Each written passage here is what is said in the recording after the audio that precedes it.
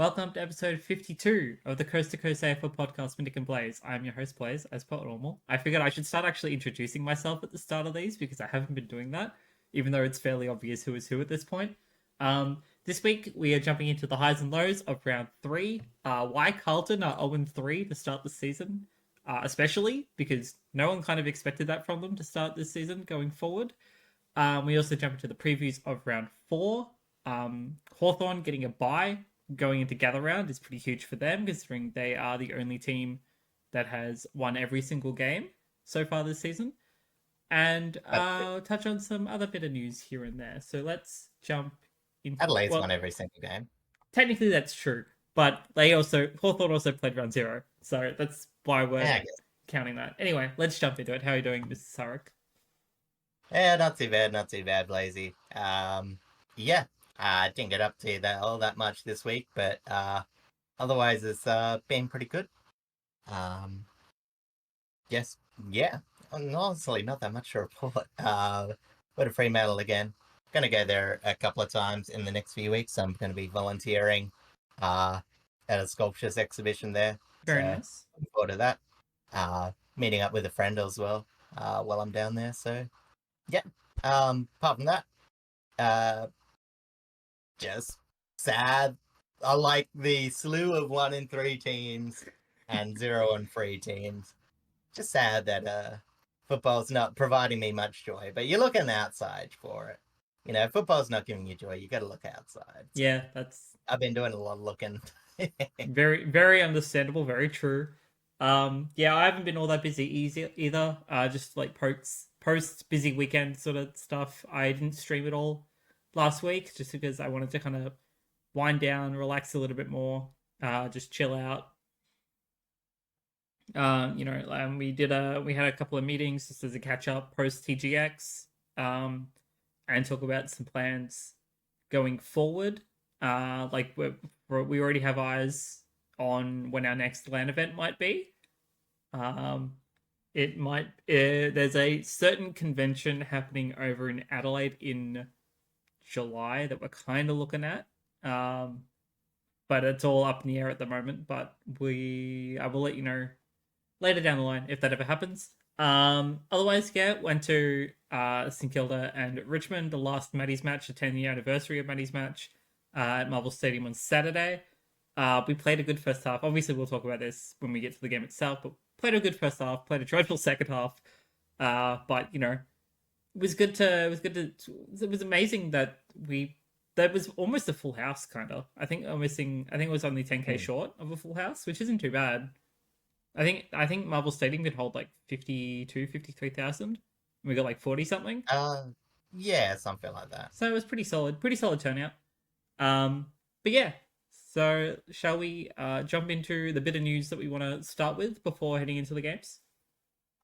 Yeah, a bit of sad news, and this will be a couple of days old once this comes out. But if you're in the know of AFL football, you should probably have heard that, unfortunately, Indigenous footballer Andrew Krakouer, part of the very big footballing family, has unfortunately passed away at the age of 47, I think. 42. 42. Very sorry. young. It's shifting between articles at the moment. Yes. So, as I said, it's one of those things where I think, unfortunately, Blazy's era of watching football with him playing at Richmond probably didn't oversect with his age. I do remember little bits of watching him play, but it's too early in my memory to really vividly picture it. But I do remember when I was younger, doing the Auskicker, you got to make a little card, and I actually put one of my favorite players as Andrew Krakouer, because I loved the way, especially as a kid, how he would, light up a lot of the good Indigenous talent at that AM era, like Daniel Wells, Motlop, now Jeff Farmer as well, the original Wizard. So he was, one of my favorites. And as I said, for me, kicked 102 goals in his 7 seasons at Richmond. Unfortunately, had a few off-field dramas, including a 32-month prison sentence. But he did his time. He came back and returned to the Swan Districts in 2010, and he won the Sandover Medal and the Simpsons Medal as the best on ground in the grand final, which was a game that I watched on my birthday, and it was absolutely amazing. I've got the stats here. He had 29 kicks, 11 handballs, 40 disposals, 11 marks, 5 tackles, 4 goals, 3 behinds. So, yeah. Apparently against Claremont. For some reason, I always thought it was West Perth, but it was against Claremont. But, yeah, so again, absolutely. Like, the two things I remember from that, or just in the waffle in general growing up, is watching the rise of Nick Naitanui and watching Andrew Krakouer play that grand final. Did have a short stint with Collingwood. He sort of kicked 35 goals in the 2011 season. Mm-hmm. He also won Mark of the Year in 2011. I'm just reading the article here. And yeah, as I said, he was just one of those things where, obviously had a bit of trouble, but, doing your time, getting back into it, still trying to be part of the AFL community. It was always good to see. And there's no doubt the amount of talent when he was on his game as a small forward. A lot of players probably sort of modeled themselves off players like Andrew Krakouer, especially growing up. Mm-hmm. And, as I said, he was just one of that era of players that shaped the modern small forward. So will be sorely missed. Yes, absolutely. I remember. Actually, I wouldn't say I remember. I would say. Actually, no, I do kind of remember. There was a couple years back where I was watching like some of the older games. Whether it's just like on Foxtel like rewinds and stuff like that, and it was just old footage. And there was a game. I think it was a Richmond Collingwood in like 2009, maybe. And like you could see Richo just trying to take these big pack marks, and Andrew Krakouer being at his feet, ready to crumb, and it was just it was a chef's kiss performance in terms of just how that Yeah. sort of duo was meant to work. And Richo says himself in the article that he was the best crumbing forward he ever played with. Yeah, and considering obviously Richmond's forward line was never that great, but they did have a couple of I can't remember actually. Honestly, late 2000s Richmond isn't too much in my mind, but yeah, as I said, there's definitely no doubt of his talent though. And yeah, so I will say like it was probably a bit earlier because 2007 was his last season Oh yeah, at it the might have been like Tigers. 2007, 2006. So, I was misremembering the dates. yeah. So it was 2001 to 2007 for the Tigers and 2011 to 2013 for the Magpies. That's right. And that Magpies era had 23 games played in 2011. Including the grand final, I believe. I think so.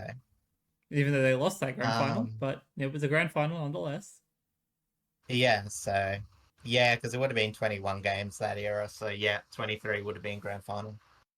Or missed one somewhere along the line, maybe. Yeah. But yes, our heart goes out to his family, his friends, the AFL community that knew him and loved him. We obviously salute him as well because we always had our respect as fans growing up at the game, as do most of 99% of the players, that do the right thing within the AFL community, of course. Obviously, there are some players of more recent times that have not, and they do not get our respect. But Krakouer does always been a lively player and an absolute shining star in the community, and he will be sorely missed. Mm-hmm. So let's bring the mood back up. Well, I said let's bring the mood back up. We're starting off with a game that you're not really a fan of. Depends on how much you like my pain and suffering. If you're an Essendon fan, it's positive signs. But let's jump straight into the games of the week with Essendon and Port Adelaide at Marvel Stadium. Yes, it was. Yeah, it was a bit of a change from last week for Essendon. They absolutely had no pressure, were absolutely putrid in that first week, to put it lightly. But they turned up the clamps with this game, made some adjustments, and got an unexpected win against the Port side. I did mention last week that I might be eating humble pie after claiming Port so boldly, but this definitely wasn't the type of pressure I was expecting after the first 2 weeks of Essendon. They ended up winning the game 9-18, 72 to 8-12, 60 Port Adelaide. Before you keep going, I just want to say that's a dreadful margin. Like the fact that they were playing under a roof with no wet conditions and still have such a Yeah, weird accuracy score is odd to I think me. it was just the way the game was played, because technically defense was pretty good by both teams, which is rare to say about Essendon. Hmm. Because, as I got in the notes here, like Essendon's shot taking was woeful, but it was more shot selection at times. Because set shot, they had a nice 7-3. Mhm. But as you can imagine, if you can do maths, the flip side of that is they got 2-7 from their generally long range general play shots. Oh yeah. So really, despite the number of shots on Port's defense, number of shots taken, Port's defense, I don't think was flat out terrible, or wouldn't be what I'd be highlighting from this match. But 59 to 44 inside 50s on hot, grueling conditions meant that Port really couldn't get that much going in their transition. And yeah, their stoppage work was very mediocre.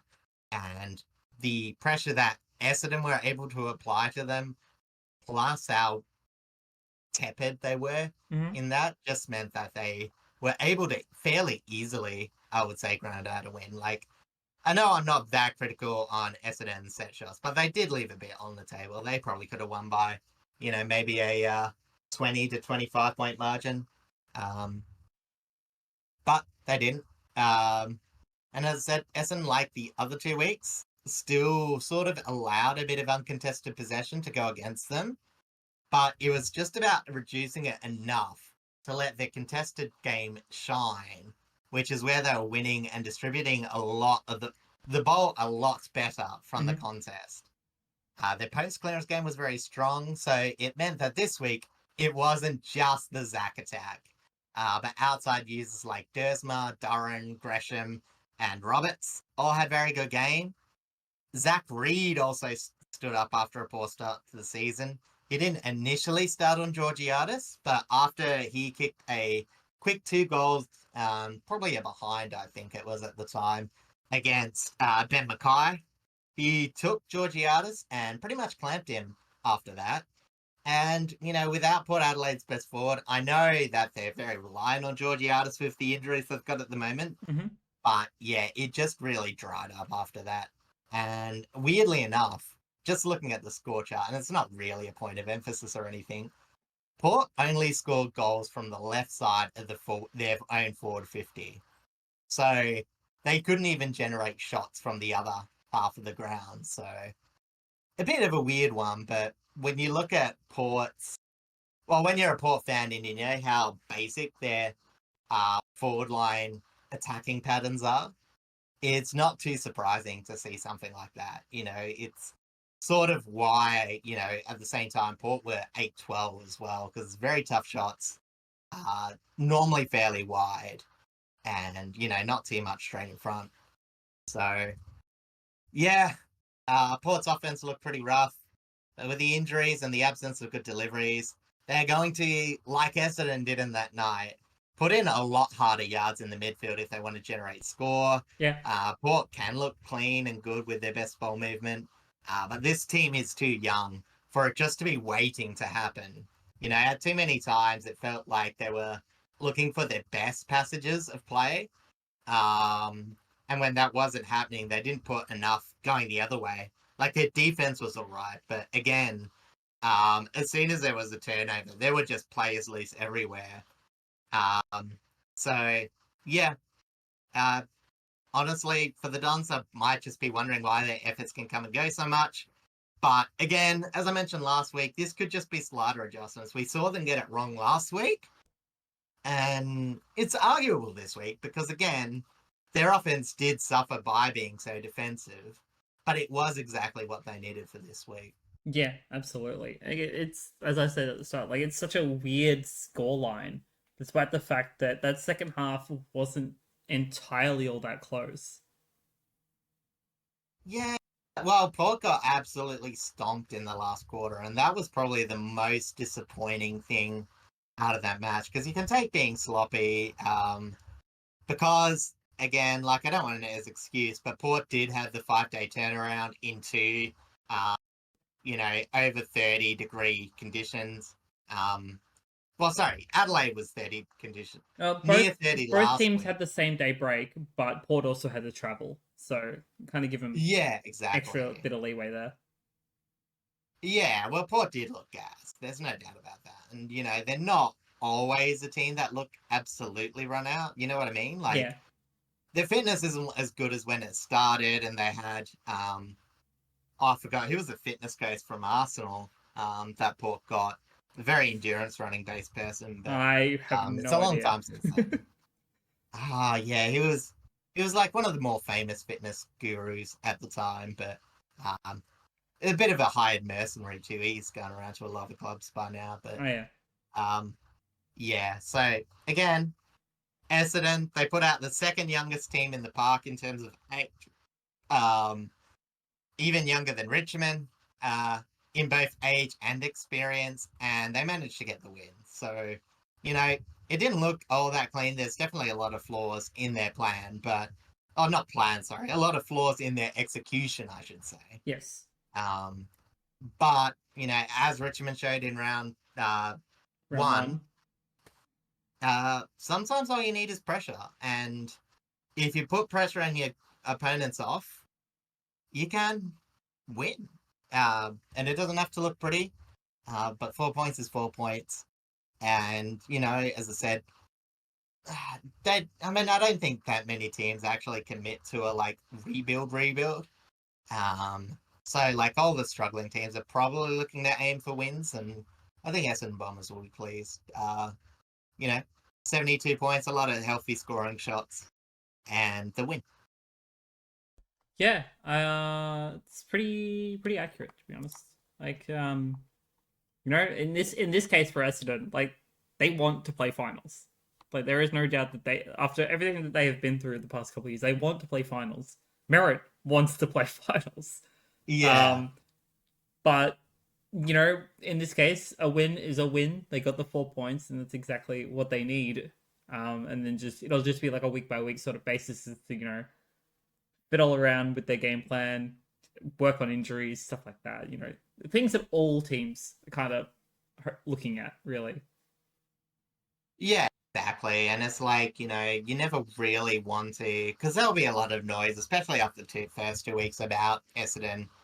There's been some reevaluations by some of the more, I mean, let's face it, Vic bias analysis that put Essendon a bit more towards the top of the eight when they're really, their list wouldn't be looking towards that. But you never believe list analysis when you're a coach. You always believe that your list has the most available to you, and you always believe in the growth. You always believe in the potential, and that's how you win some of these games like that, by setting yourself in positions to win. And Exactly right. again, it took Brad Scott a couple of failed attempts in the first 2 weeks, but they got it. So they're, again, as we mentioned, there's a slew of teams 1 and 2, so they're only technically one win outside the eight. So Well, yeah, as we were discussing before we started recording, one win and a bunch of percentage for a ton of teams. yeah. But to be fair, there's a lot of teams like that. So Yeah, plus it's been still way a too fair early few in the blowouts. season to really determine a top eight.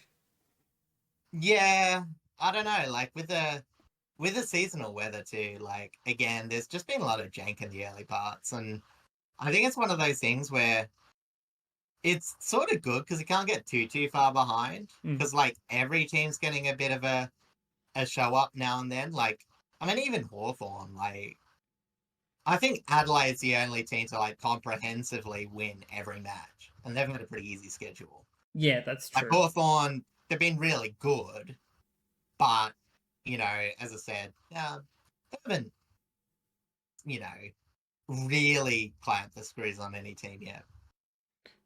Well, I mean, Just we winning will talk solidly. about Giants Hawks in a moment, but like Yeah, you look at the conditions that they were dealing with, and that game still probably could have gone either way. yeah, exactly. You know what I mean? It was just like, if, like as I said, it was only a couple of scores, but in that win condition, that's like a minor passage of play. You know, when a turnover in that sort of breeze could lead to some easy goals. So Yeah, exactly right. yeah. So as I But said, oh jumping sorry, you on, go. yeah, I'm going to jump through it. Jumping over to our individual player performances for Essendon v Port. I'm going to start with Xavier Dersma, a former Port Adelaide player, mind you. He stepped up Mm. massively this week, I thought, finishing with 29 disposals, 24 of them effective, equating to 82.2% efficiency, 11 contested possessions, 8 marks, excuse me, 4 inside 50s, 4 clearances, are behind, 10 score involvements, 13 pressure acts, and 8 ground ball gets. And I thought Mason Redman was really good in defense. He collected 22 touches, 20 of them being effective, equating to 90.9% efficiency, 4 inside 50s, a goal, 6 score involvements, 16 pressure acts, and 570 meters gained. And Jake Gresham looks to have words, stepped up in form, kicking a goal from 20 touches, 17 of them being effective, equating to 85% efficiency. 5 contested possessions, 4 marks, 4 inside 50s, 3 clearances, 11 score involvements, 7 tackles, 15 pressure acts, and 4 ground ball gets. Jumping over to Port Adelaide, I thought Alir was very important in defense, especially in that first half.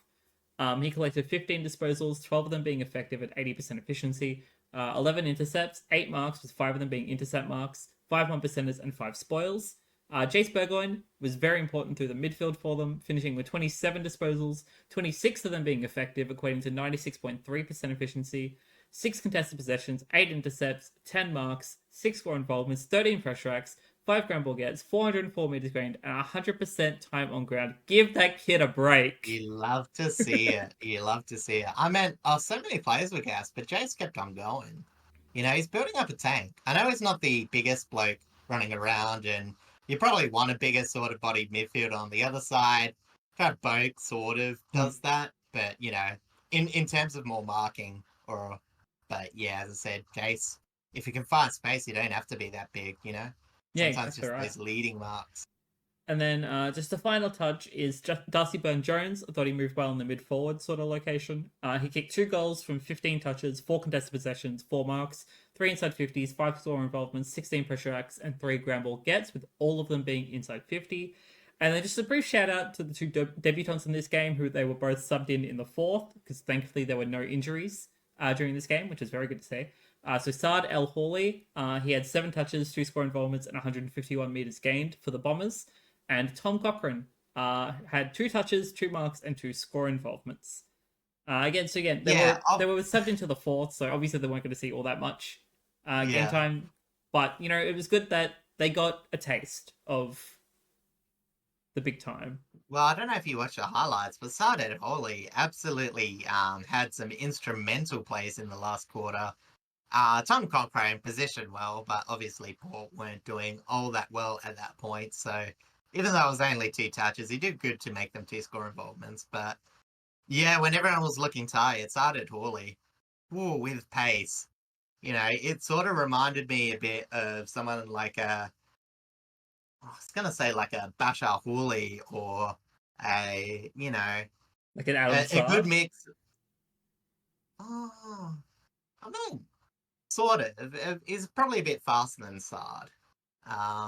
You know what I mean? It's like really fast burst speed, but also good decision making. So you know, if he builds up, he should be looking pretty good because that was a very impressive. And What would be as a neat like? little side note, he did come from the Bashahuli Academy too, so he's Oh learned yeah, under the best. maybe learn from him. Yeah. No, I think that's probably why the name sprang in mind. I remember reading a tiny bit about And him then beforehand. there was some MRO findings. I didn't actually put it in the notes because I didn't realize there were. But Alir was fined $2,000 for rough conduct against Tom Edwards in the first quarter. Connor Rozee was fined $3,125 with careless contact with an umpire. What? Why? Keep asking it Mm, every week. Why? And then why Ben exactly? Hobbs was fined $1,000 for staging. it was very weird. Um, Basically, he went to ground in a tackle. He made some like "ouch my head" thing, but the umpire wasn't convinced that his head hit the turf, or Michael Christian wasn't. But when you look at the camera replay, like there was as I don't know if he did or didn't, but there was a significant chance he clipped Rosie's leg on the way through. So it might have been a bit of a double blow. He got the knee on the way through and got fined for daring to be heard about it. So I would have given him the benefit. I think it was a bit harsh to be done for staging there. Yeah, that's a little fair. All right, let's jump over to the Friday night match, also at Marvel Stadium, between Carlton and the Western Bulldogs. Yeah, well, I mean, I know we're jumping on the bandwagon of every media outlet that's asking why Carlton are so terrible, but again, this is another case of the back half blues as Carlton held the Dogs goalless in the first quarter, had a solid 18-point lead leading at halftime against, what is a very banged up Bulldog side, only to kick 4 more goals for the match. This was, I think there's said that I'm not sure if I've written it down, but Carlton's last halves have been outscored like I think by 80 points or something ridiculous. Yeah, It's considering it's pretty only bad. they've played what the first 3 rounds because they didn't play round 0, obviously. Yeah. It's the at 80 points. The difference in the second half is pretty Mm. dreadful. I saw the graphic, but I hadn't written the notes at that stage, so I'm going off the top of my head, but it's bad.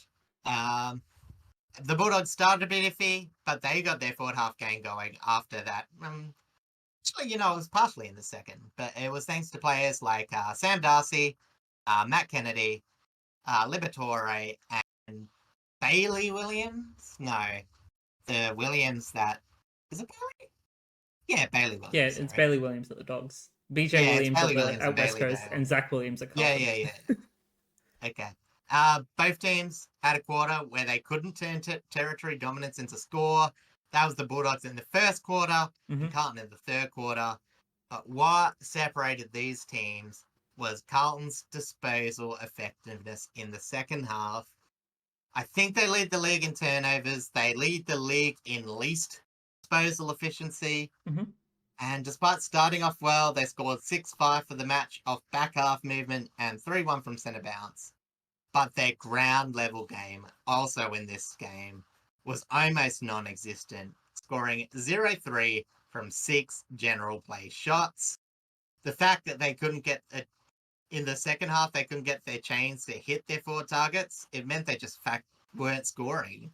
Mm. In fact, almost all the scorers were told the only small player to score was Jesse Motlop at 1 minute and 34 seconds into the match. And from there on end, it would only be 12 targets for Carlton. They really lack diversity in that forward line. It needs to be said. Yeah, and it's not. I wouldn't say it's just because of the fact that they haven't really had both Kerner and Mackay out there at the same time, but I think it's also contributing to the fact that they have lost a little bit of depth to trades. Like they lost a player to West Coast. I'm blanking on the name right now. Always, They yeah. lost Matt Always. They've lost Kennedy to the Dogs. So they've lost a little bit of strong small forward pressure, and it's not And really not only that, helping them right now. they're playing Silvani in the back line, due to the way that they want to mix their defensive structure. So you're going very makeshift, and you know what I mean? And it's not like Silvani in the back line is a bad thing, because the couple of games that we've seen so far of him in the back line, he's worked out really well, even though they're losing. It's just, yeah, like it's not exactly a small player either. No, like it's just a toe that's athletic. Yeah, exactly right. So it's like it's not like knowing that he can be flexible, he can play both ends. But it's just about whether you want to risk that as an edge case. Yeah, exactly. And as I said, they still got a lot out of their primary targets. Brady Kemp kicked 5 goals. He did. Charlie Kerno 3.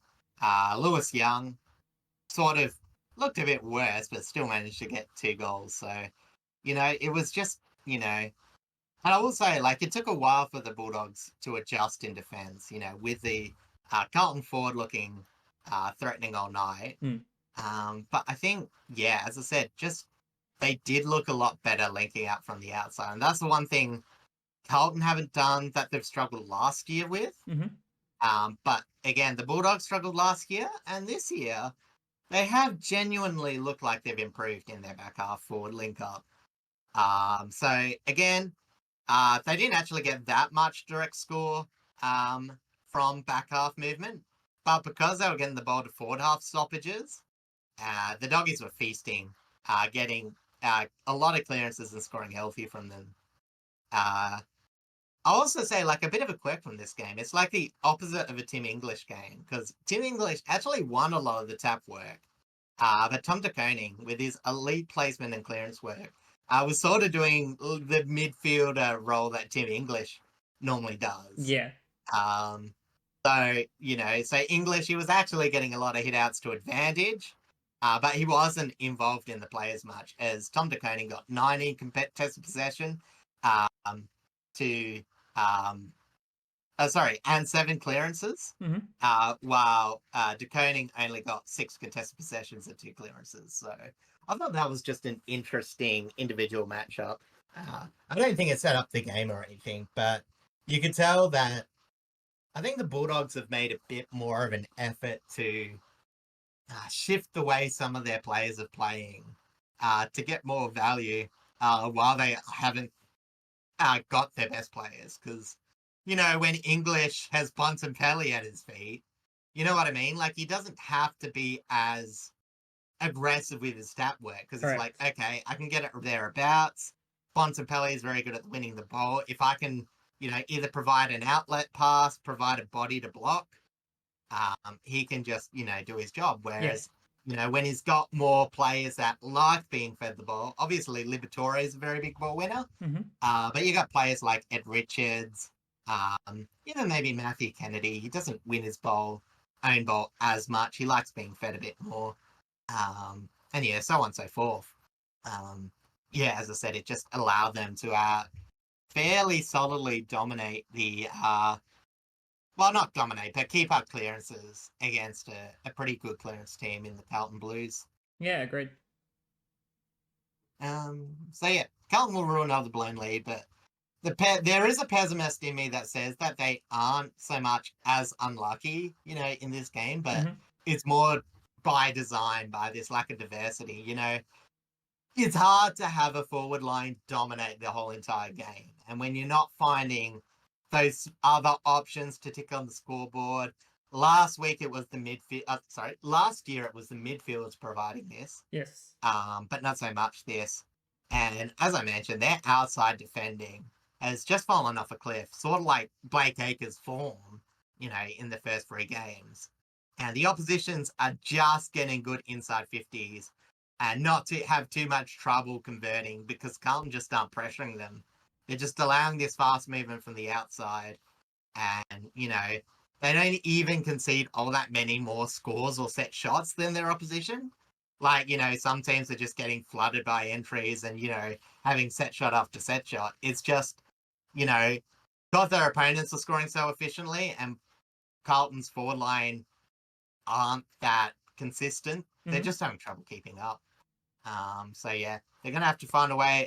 Small forward Zach Williams did get hurt in this match. He didn't play for the majority of it. I think he was like 10% time on ground or something like that. Yeah, 20. he was subbed out. So, I think maybe second quarter or late in the first. It wasn't a good sign. Yeah, but the point is, Carlton's going to have to do some soul searching, because that could definitely be a few weeks injury, with him already having soft tissue calf injuries in his history.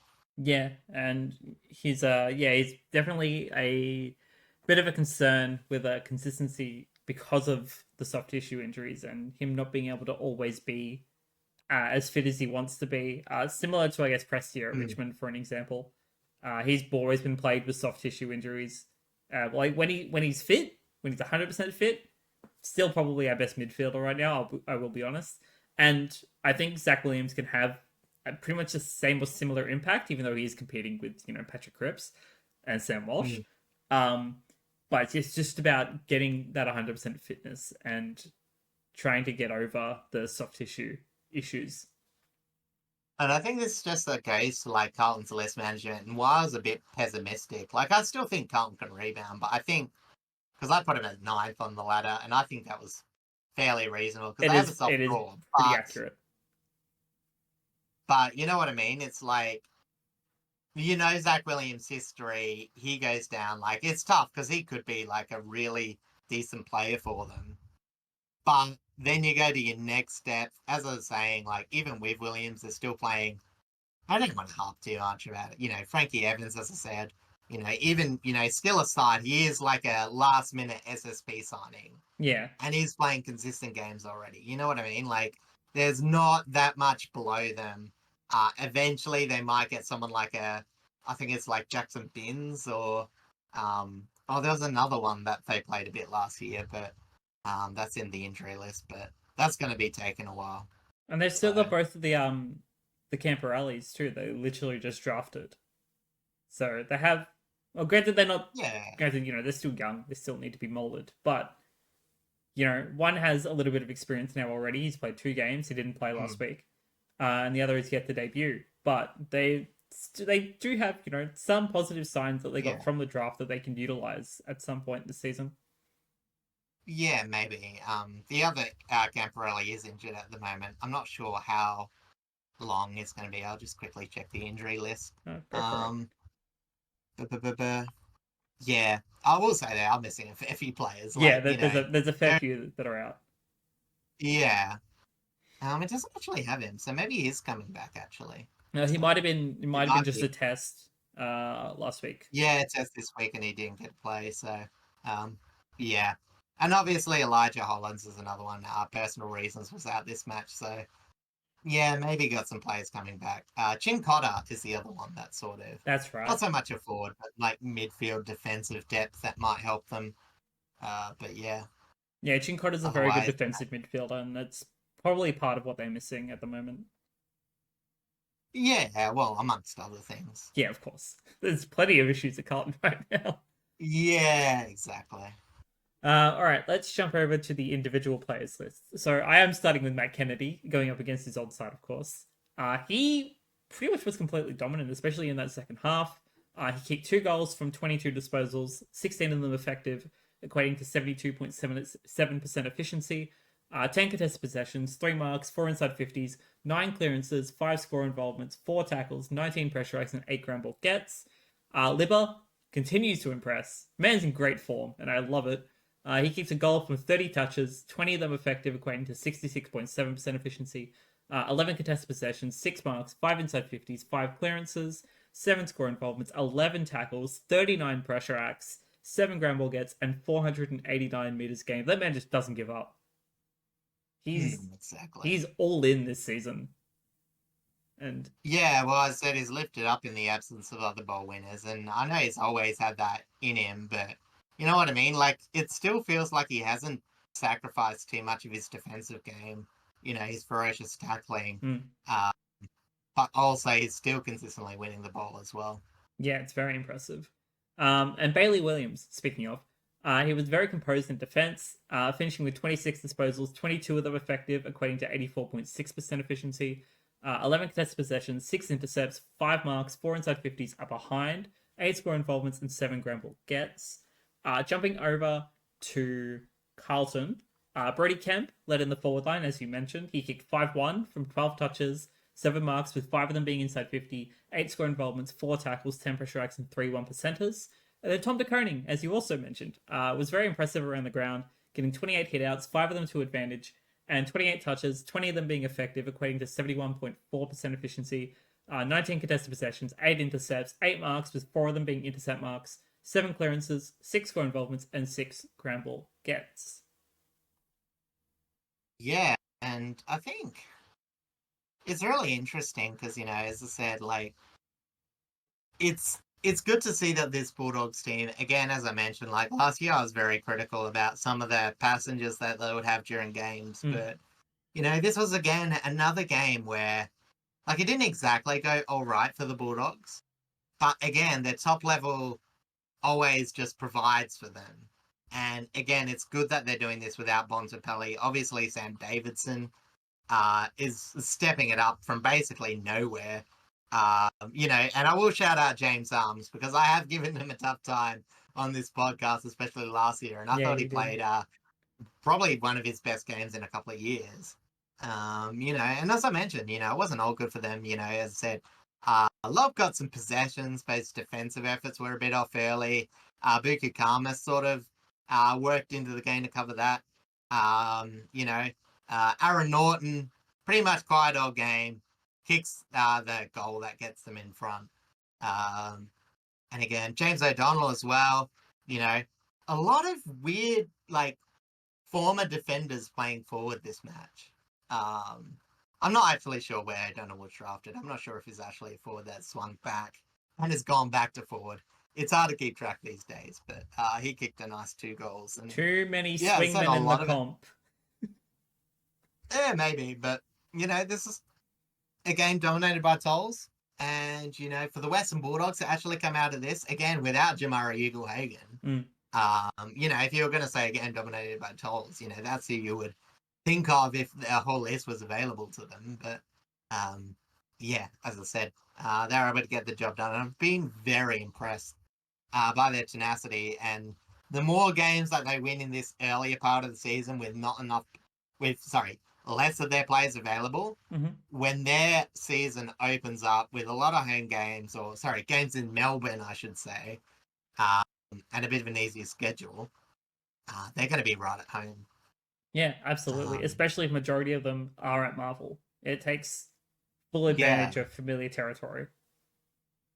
And on the flip side, I don't want to keep digging on Carlton, but they haven't left the state this year, and they've played pretty much night matches, so they haven't really played a dreadfully warm game like some of these other teams have. Mm. And, I know they're injured, that's the downside.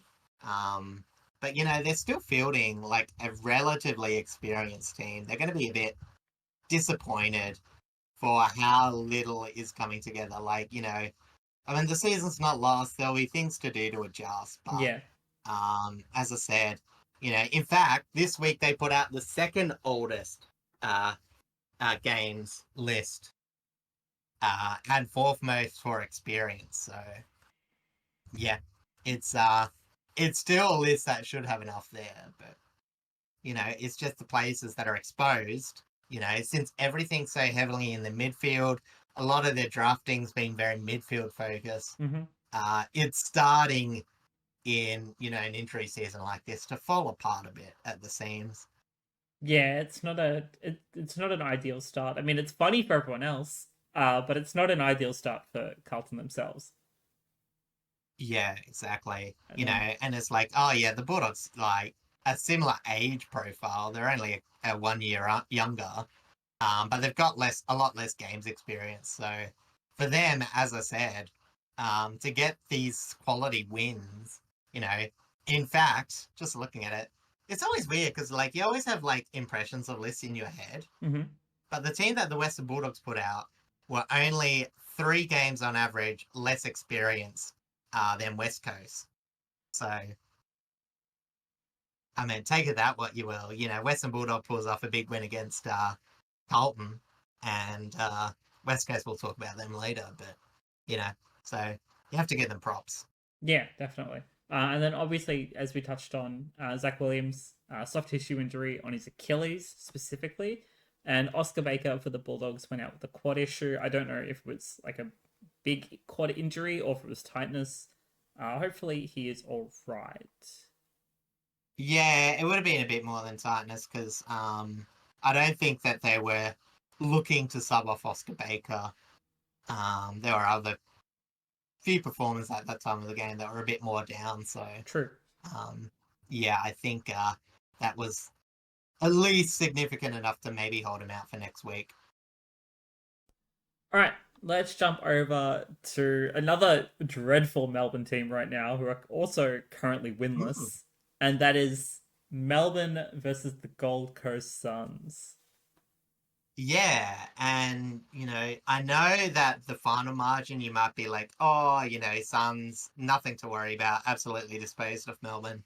it was sort of a tale of two halves for them because the final scoreline, as I mentioned, 8-14 Melbourne, 62 to 18-12, 120 for the Suns. But honestly, I was listening to this on the radio call, and again, I can't comment exactly because it's hard to see some of these errors, but from what I heard, it was one of the scrappiest, mediocre first halves of the game you'll probably see for a bit. Gold Coast did have possession dominance, but it was like a high movement, low tackle contest where teams were just butchering shots and entries inside 50. However, that's what made the Gold Coast switch more impressive as they went from 5-8 for the first half to 18-12 in the second half, as in gone, So basically, Melbourne just lied down and got their bellies rubbed. Their defense was absolutely nowhere to be seen for the second half of another week. It's very concerning that what was once a stout defense for last year has pretty much got I think it's over 10 goals in both occasions in the back half. Yeah, that sounds about right. Because, as I said, North got to 100 very quickly after halftime. So, 0-1 from 2 shots. When you look at Melbourne's shot chart, that was anything directly in line with the goal square. So, Gold Coast were 7-2 from 9 shots in that same region. So, Gold Coast's defense was denying anything directly in front. They were forced wide. That did contribute to some of the bad scoring for Melbourne. Whereas Gold Coast, we mentioned it, not the most threatening forward line. Last year, not the best entries. I know it's against struggling sides, but again, signs of improvement. That's what we want to see from this side. And, we're talking about quality ball users. Pretty much could have been a lot of it. There's one you're going to highlight first up. But what I did want to say is too, even though a lot of the midfield generated, their defense really did their job. Collins especially absolutely dominated, but Bodie Uland as well. Collins did a lot of the intercept marking. Uland was very solid on ground level. And it just denied the very paltry entries for Melbourne. Just 40 this week to Gold Coast's 65. And as I said, it was an absolutely smashing in the middle. Witts, Miller, Anderson, Humphrey, Vale all deserve a bit of a shout out. Who over doubled Melbourne's leading clearance getter in Langford. I should say all of them. No, sorry, I think it was just Rao who doubled Langford. I think he got 12 to Langford. Rao got 13 clearances. 13 to Langford 6. There you go. And this led from 4-2 being scored from the centre and 9-2 from stoppages. Yes. As I mentioned, it just way too easily set up Gold Coast's forward half game. That's right. And the fact that, they're not even, as much as you look at the players that they've recruited, John Noble had an amazing game this week. Dan Rioli, always performing to his best. They weren't super reliant on their recruits. They were reliant on their core players. I mean, again, Noble pretty much led stats-wise for majority of, team. But, they had a lot of, what am I trying to say? They had a lot of trust in the core group that they already have, with the Flanders, the Miller, Anderson, Rao, to get the job done just in that midfield, and then use their halfbackers mostly for traversal. Exactly. And I would just love to see the stat on how many uncontested marks came from Dan Rioli's kicks. I feel like this is actually one where maybe his match rating was lowered because movement was so easy. You know what I mean? Normally it's a long down the line contested mark. You might boost your points up for a few of that, but it was almost too easy. It made it look unimpressive. Dan Closey on the wing had an absolutely fantastic game with 9 marks on there. Around the ground, took Miller with 9 marks. He was almost everywhere. And as you said, John Noble took 8 marks himself. Meanwhile, as I said, for Melbourne, they had a few players that provided the movement, like Langford and Trent Rivers. Honestly, I don't know what was going on with their midfield setup, though, because, some of it just wasn't quite as cohesive as the Gold Coast. And, Melbourne's midfield was struggling all the first half, Trent Rivers was absolutely fantastic last year in the midfield, and yet they're so reliant to put him in the centre bounces. So hesitant to go aggressive when they were getting smashed early, but still in the contest. Yeah.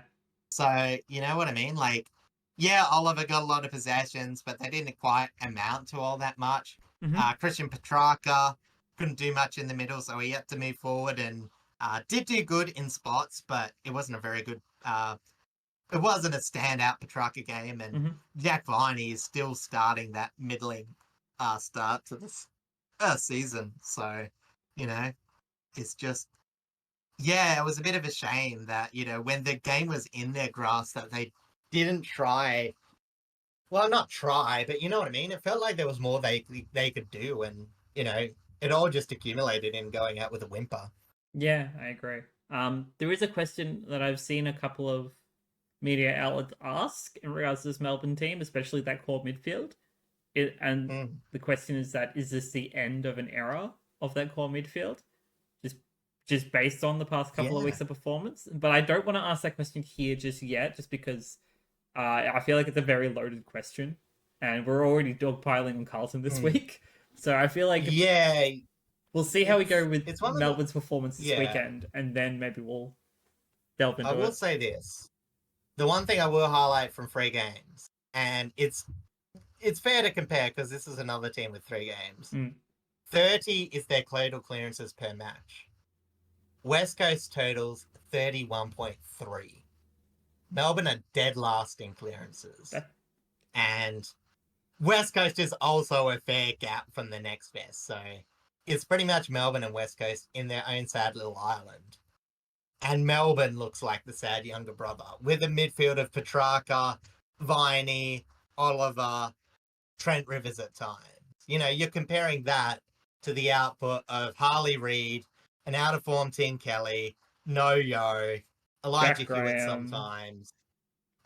Jack Graham, who's done fairly well, but you know what I Graham and mean? Like, Baker have surprisingly had a little bit of rejuvenation in that team, but yeah, but they're not dominating no, clearances they're at the not. same time. Like Jack Graham's is pressure, uh, Baker's more around the ground. So Yes. you know what I mean? Like, it's astonishing to see, like, if you lined up those two midfields, you would take Melbourne's every time, and yet in at least these 3 games, they've been so far under par. It's not funny. Yeah, it's Unless you really hate Melbourne, then it is funny. it's yeah, I mean, yeah, obviously. That's why I said the same thing about Carlton. But it's Yeah, like yeah. it's like it's really sad because we're all, as we talked about when they played GWS, we're all very excited to see Petrarca back on the field after Yeah. after the season that he had last year. And he looks good despite the conditions. And now it's just like what happened? Like, is this part of Yeah. is this just like everyone's just down on form? Is it part of like the thing with Max Gorn going on and that's just affected the Hmm. players? Is it a coaching I know thing? it's like, yeah, and I know it's like, oh yeah, like they don't have the best form line and whatever, but in terms of like efficiency per inside 50, like it's not actually that bad. And even if you look at the goal scoring spread for the amounts, Hmm. like, you know what I mean? Like, you got a few goals from your midfield, a few goals from your outside, a couple of your tolls. Van Rooyen still kicked a goal. You know what I mean? Harry Sharp gets 2 goals from nowhere. He did okay for, just a mid-level pickup. But yeah, it's almost, a few of the players that really should know better again. Like, I don't know what happens to Bailey Fritch's form, but yeah, he's gone off a cliff and that's really hurting him. But you know what I mean? Like, he's really the only one that I would say in their forward line that is really underproduced. Yeah. It's really just a matter of not getting enough. And I know they don't really have that many lead up targets as well, but hopefully they get that back when, Disco Turner returns. Cozzy Pickett again will be coming back from suspension in, I think, a couple of weeks. I think it was a Uh 5 round oh suspension. yeah, I think it was like 5 rounds. I think he missed his gather Yeah. round, which is pretty rough. Yeah, so yeah. So again, enough crapping on Melbourne. Let's highlight the Gold Coast because they deserve a gassing up for what they're able to produce. Absolutely. And you mentioned him very early on when we jumped over to this game. Took Miller. He absolutely led from the front, being former captain, of course. He kicked 3-1 from 23 touches, 21 of them effective, equating to 91.3% efficiency, 9 marks, 5 inside 50s, 10 score involvements, 14 pressure acts, and 471 meters gained. Matt Rowell, he's just doing Matt Rowell things. He finished with 36 disposals, 25 of them effective, equating to 69.4% efficiency, 19 contested possessions, 5 marks, 8 inside 50s, 13 clearances, which, as you mentioned, doubled the next highest player, being Harvey Langford, I believe. Um, what was I at? 2 goal assists, 9 score involvements, 23 pressure acts, and 11 grab ball gets. Sam Collins was absolutely immense off halfback. He collected 10 disposals, 10 of them being effective, equating to 100% efficiency. 7 contested possessions, 11 intercepts, 6 marks, with 5 of them being intercept marks, 9 pressure acts, 6 1%ers, 4 spoils, and 97% time on ground. Jumping over to Melbourne, Jack Bowie did his best in defense with what he could muster. Obviously, he comes through half back.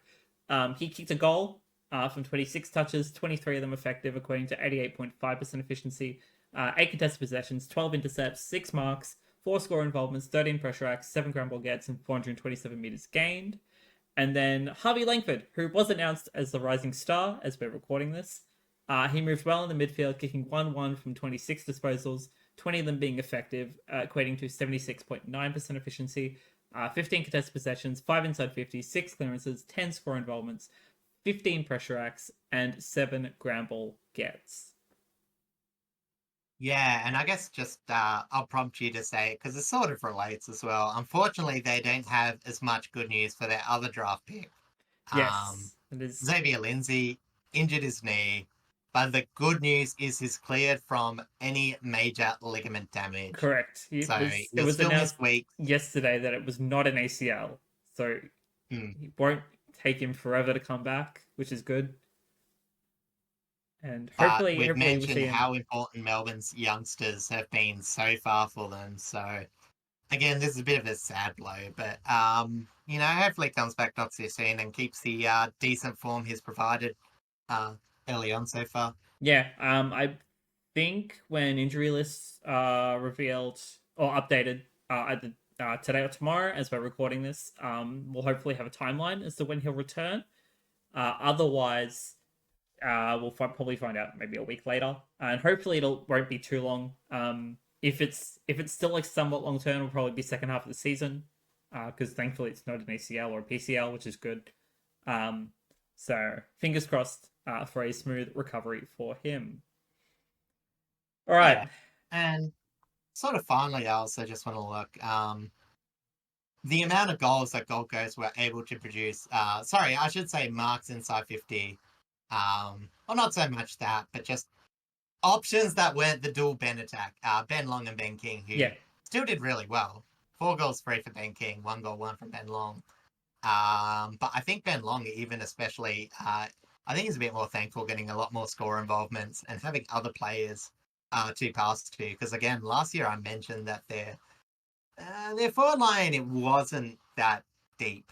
As I said, there was a Yes. lot of players underutilized and all that sort of stuff. But with a player like Bailey Humphries seeming to come on at the earlier start of this year, as I said, it's just looking a bit more diverse. Hopefully that stays once they face some more defensive teams. Mm-hmm. Amazingly, Melbourne isn't one of those this year.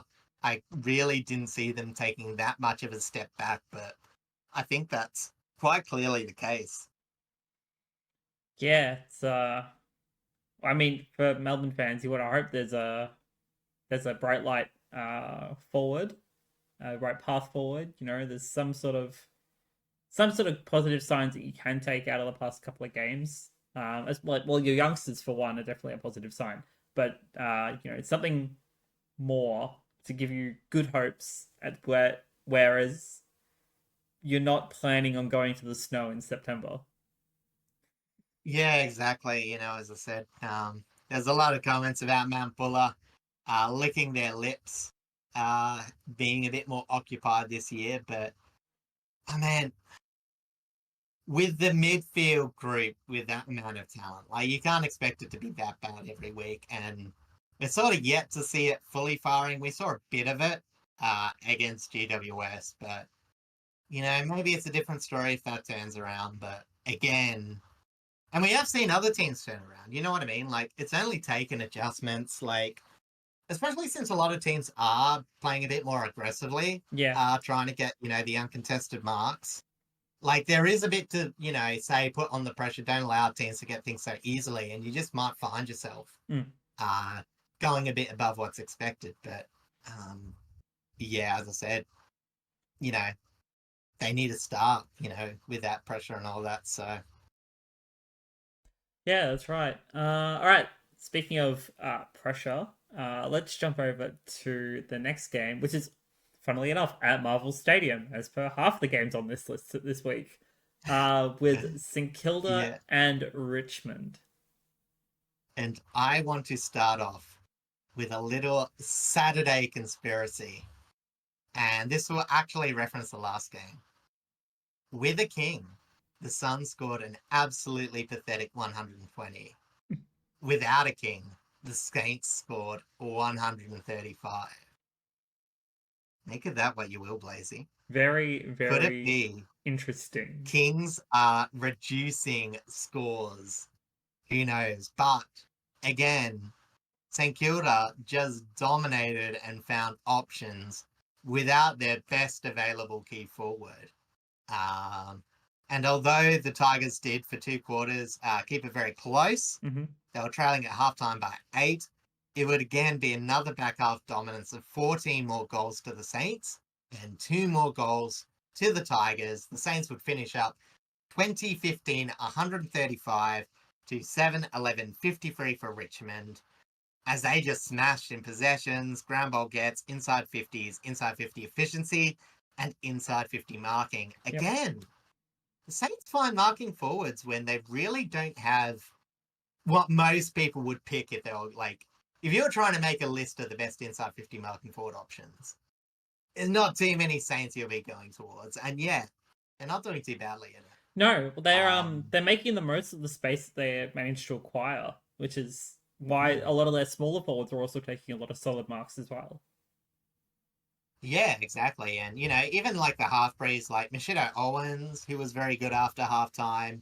Um, who's the other one? Cooper Sharman. I think Yes. he only took a mark inside 50, maybe a couple, but uh, you know what I mean? He's starting to actually impose because I think, especially a bit Machido Owens last year and definitely Cooper Sharman for his career so far, they get just a bit too much beaten. Like they will still take the few marks, but they won't generate much on ground level afterwards. Mm-hmm. But they're starting to flesh out a bit more, and I think that's building their offense. But honestly, I know you're boots on ground for this game, and I I sort of was. just listen to the analysis on all that sort of stuff. Um, I did watch a bit at halftime, going back home, and it was a bit confusing for me because I heard, Richmond, they've done some really good defensive efforts. They've been good restricting the Saints in the first half. Then they moved McIntosh, doing a fantastic tagging job on McRae, and put him on the wing. And the really hard midfield work, sort of came undone, as Yeah. the Saints ended up getting a very efficient forward half game going.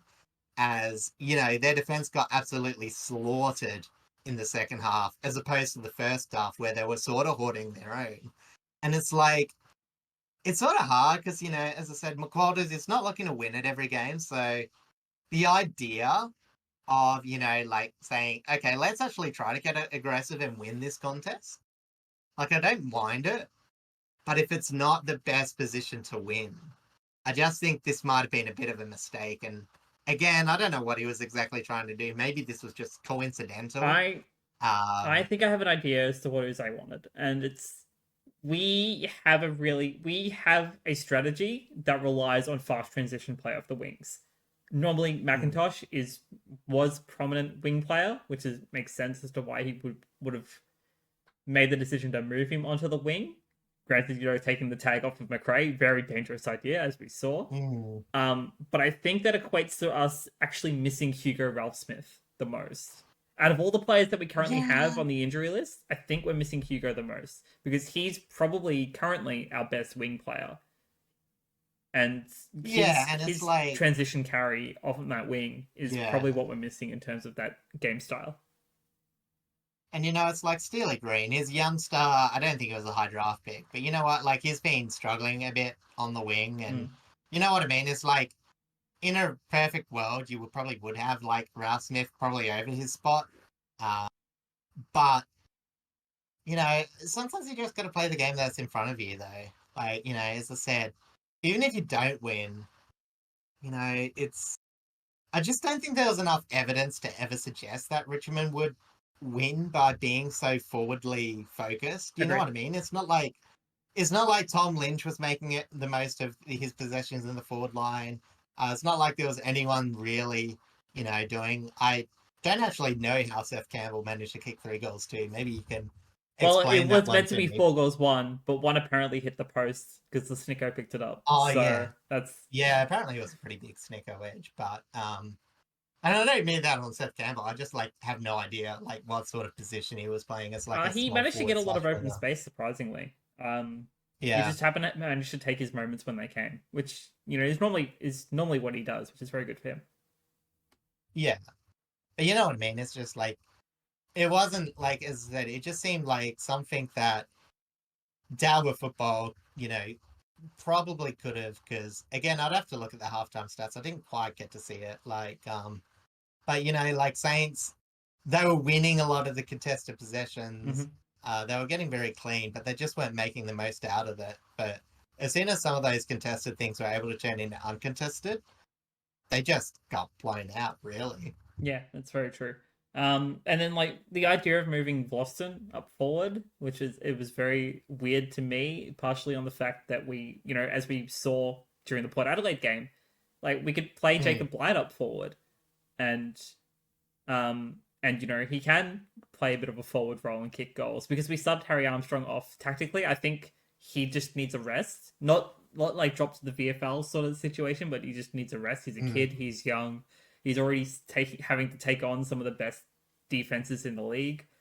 But it's like um, maybe unless Blight was on like Mitch Owens or Cooper Sharman, who players that were having a little bit more of an impact up forward.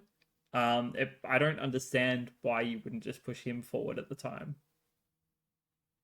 Yeah, no, it's a bit of a weird one, but I think, and again, I don't know if this is like controversial amongst Richmond fans, but I think this is also the problem is that Tom Lynch as a number one forward, I still maintain isn't his best role. I And he's going to agree. be doing it for this year.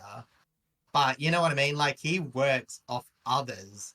So you got someone who's not meant to be a number one with makeshift options number 2 and 3. I think they just really need that defensive game to go because you're not expecting too many goals to come from this. And this goes to my thing before where if you can just get enough inside 50s, if you can just get enough ground level goals to go, I think that's where you got to get your wins. Like, Yeah, I guess at some point you have to pull the pin, but maybe wait until like the last half of the year when you get Lafau back, you get some of the ACL boys back, and you have a bit more versatility. Whereas I think if they're gonna get their second win, they're gonna have to grind a bit more, and get those turnovers like they did against against Carlton Carlton. because they're definitely they're generating their own. As I said, 95 points off turnovers again from St Kilda. So it's what like you know 95 out of 135. That's only 40 scores not scored from turnover. Yeah, it's Fucking do math. no, you're correct Oh on yeah, that. 3 from That's kick and 37 from crazy. stoppage. Yeah, so there's a few teams like that. Yeah, and it's But yeah. yeah, I do agree. Lynch is definitely not like the number one forward. Granted, he will always, even with Lafau in, or if we get Gibcus back and he pushes forward, I think Tom Lynch will always end up taking the number one defender anyway, just because of his Hmm. size and he does have some versatility in that regard. But yeah, once we have a more consistent forward line back, especially with the foul, because I really want to see how the foul and Lynch will actually play off of each other. Yeah. Ideally, I would like Bolter back, but I don't think that's happening. Don't have to talk about that, but Mm. people who Yeah. know. Um, but yeah, once we have some sort of consistent forward line again, it'll hopefully take a little bit of pressure off of Lynch in regards to having to deal with the number one and sometimes a 2-on-1 defense at the time. Yeah, exactly. All right, shall we go to the individual performance? Because We there were a few shall. players that really went big today. There were, Today. and surprise, surprise, Jack McRae is the first one I'm talking about. Again, he's just popping off. He's finally Mm. unleashed in the midfield, where he feels most comfortable. He didn't get, well, he was kind of pushed out, at the Bulldogs, Yeah. and there were some other reasons for that as well. But he looks amazing at St Kilda right now. He finished with 31 disposals, 22 of them effective, equating to 71% efficiency. 18 contested possessions, 9 clearances, 12 score involvements, 6 tackles, 17 pressure strikes, and 11 ground ball gets. Mitch Owens was very lively in front of goal. He kicked 4-2 from 14 touches, 10 of them effective, equating to 71.4% efficiency.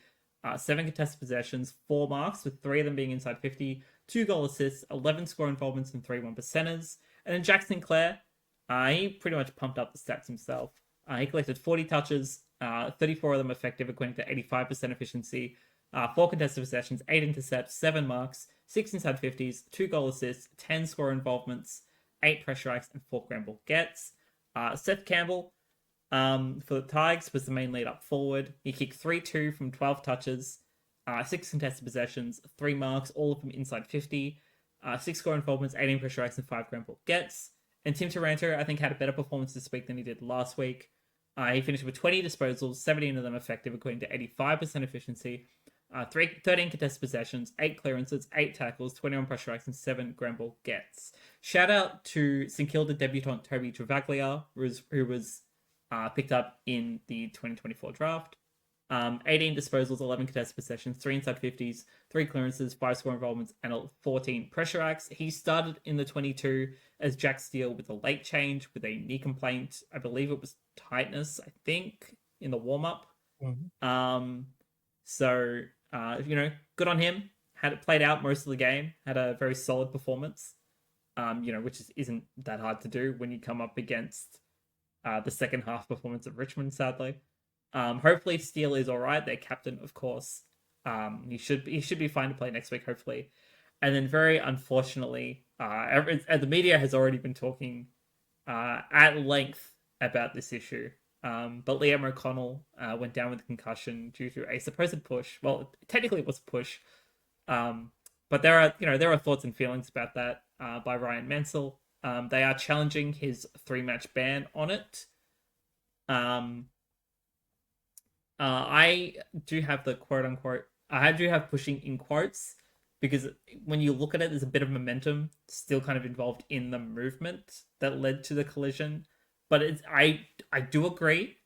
Mansell should be suspended for it because when you're playing on an opponent, and you can kind of sort of foresee that there might be some sort of big clash happening, you still have a duty of care to your opponent as well as to yourself in a sense. Like, again, Mm. above all else, no one wants to get hurt.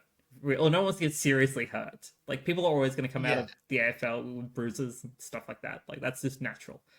But no one wants to be seriously hurt. No one wants others to be seriously hurt unless you're just a dog, which goes out to the Mm. the early to mid 2000s sort of players where there was a few of those. Um, Yeah. but yeah, I understand the 3 matches because they were going off of the outcome being the concussion. Um, I don't think it's worth 3 matches as a ban, but I think the suspension is still warranted. Yeah, and this was sort of what I mentioned in the preseason, when Jordan Sweet, when they put all those stuff under the criticisms, and Jordan Sweet's one was in there, and I think this is like something halfway in between where Sweet sort of put a hand on a player that was already sprinting towards the contest, Yeah, and so like any slight movement, while it was technically movement towards the contest. Like most of the movement wasn't his. I think this was a bit half in between. And again, it's just whether, and this is what I talked about before, whether that actually counts for anything, like the momentum already going towards the contest. Because again, you can get situations where, someone could just massively push someone into the contest and, as I say, get 3 weeks. Whereas at other times, you get a push. It's not great. It's an action you want to, discount, but it's not so much a dangerous action. You know what I mean? Like, Yeah. it wasn't a really big push. It's just something that I won't say should happen in football contests, but, there's degrees. Yes. And you know what I mean? I think Mansell's is like one of those ones where you can ask the question, try and get the tone set, but I think it will stay at 3. I think it's just one of those things where for the first year of this, there's not going to be much nuance. It's just going to be if you do it and there's a concussion, there's 3 weeks attached to it. Yeah, and that's part of why people keep having issues with the MRO is that some of the rulings, and this goes to many years at this point. There's just inconsistencies with it, and it's Yeah. partially it's because like the AFL keep kind of adjusting rules as they go throughout the season, like trying to be more lenient on some things, trying to be harsher on other things. They did this with what do they do it with? I think they've done it obviously with sling tackles and stuff like that a lot more Sling recently. tackles, descent, holding the ball. I mean, it's all The Toby Green things. rule of cleats up. Yeah, that's a bit more straightforward, but I get you. Yeah, there's a couple of things in there, and it's just like we just want a little bit. Everyone just wants a little bit more consistency, less grey areas when it comes to certain rules. Yeah. Ideally, But yeah, as I said, it is a fledgling rule. I think the biggest thing is just the AFL. Like, it was never a new issue. No, It's just that this is something that should have happened and set the tone in the preseason, rather than with it being brought forward, then being adjusted in a regular season. yeah, agreed. Like the sweet one, the Ginby one, like they both should have been reprimanded for those actions rather than being let go and then the rule changed.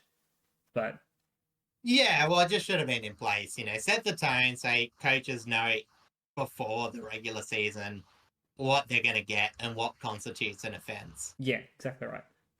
Just final touches on the MRO. Mitch Owens was fined $2,000 for striking Luke Trainer, and Ben Miller was fined $3,750 for rough conduct against Lance Collard. I didn't see either of those, but I'm sure they are warranted. Probably. Anyway, yeah, I didn't really watch too much of the highlights of that game. I'm going to be honest with you. no, it's I did sit down and watch. there was a bit of pushing and shoving going on. You know how it is. All right, It was probably the best bit of football for the round, I would say. Which is a weird one. I don't know. Seeing teams really struggle to kick with wind was a little bit funnier. And that's exactly what we're about to jump into with the Saturday night match down in Tasmania of Hawthorn versus GWS. And I've dubbed this part 1 of 2 of the wild weather Saturday nights. Probably not quite as wild in the Gabba as it was forecasted to be. But this one delivered. Very blustery Tasmania delivered harsh winds in the first half and mild winds in the second half of this wind ball. As you can imagine, early on, it was a very academic win game. GWS scored 5-7 with their first quarter breeze, and Hawthorn scored 6-8 with their second quarter breeze. As both teams against the breeze could only score both a point and a rush behind each. So the final scores ended up being 76-10-16 to 64-9-12. 9-10 to the Giants. Yep. So yeah, a few missed things, but I'd say the real thing about this game was just the Giants. I won't say ability to adapt because they did come back and they weren't too far away, but I think they were just not quite as sharp in the conditions. I would say a lot of their handball chains were just one handball too many and not taking enough advantage of the breeze. Whilst Hawks were the first team to be able to pierce going against the wind once that was actually reasonable and feasible to do. Whilst no team won the direct clearance battle, Hawthorn were able to get 4 straight clearance goals, which would provide a bit of the difference between these two teams, as both were fairly inaccurate from scoring from other areas. This was definitely a moment's game, and I would say those 4 clearance goals were probably the biggest thing separating these two teams. Yeah. Again, despite the small forward line for Hawthorn, they just keep making the most of it. As they outmarked the forward line opposition of Hogan, Cadman, Green, Daniels, Stringer, and occasionally Keefe when he goes up there, as it was 14-6 inside 50 marks. Or if you adjust that per inside 50, Hawthorn were marking at 23% of their entries and GWS were at 13. So, at the end of the day, GWS just sort of had scoring dry up after their first quarter. As, Sam Mitchell just proves yet again he can simultaneously coach simple and exciting football while just making those small adjustments to set his team up well. The Giants were almost too simplistic as they tossed up between, again, those handball chains that went one too many, or blazing down the line, leading to a lot of clangers. And as I said, GWS, again, were holding their own in the stoppages. They didn't get beaten by the Hawks midfield, who can be very brutal, but they still, at the same time, only scored 2 goals too from stoppages. So, when you're kicking it down the line, going for that stoppage-based play, you want to be getting a bit more out of it. Yeah. So I think if they held possession, they really might have been able to work out the couple of goals behind they did, but I think they just let Hawthorn get one too many looks and let this game go a bit too easily. And that's pretty much all I've written about the analysis. Like, it's very hard to really dissect this game because, again, Tasmania game, weird conditions. There's not too much you can take out of it. But again, I just think this win just adds another notch to Sam Mitchell's already great start to 2025. Absolutely agreed. I wanted to toss an idea out at you though before I jump over to the individual players. So I was talking with friend of the show Harry, after this game happened, and he proposed. So he's not a big fan of Callum Brown up forward. He doesn't think that it's the right role position for him, and he was having a look at Harry Himmelberg and saying that maybe there could be a position swap there because like earlier in Himmelberg's career, he played like a fair amount as a forward, and he looked much more comfortable. And granted, he has become a really good intercept defender. There's like no question about that. Like he has had some really solid performances in defense.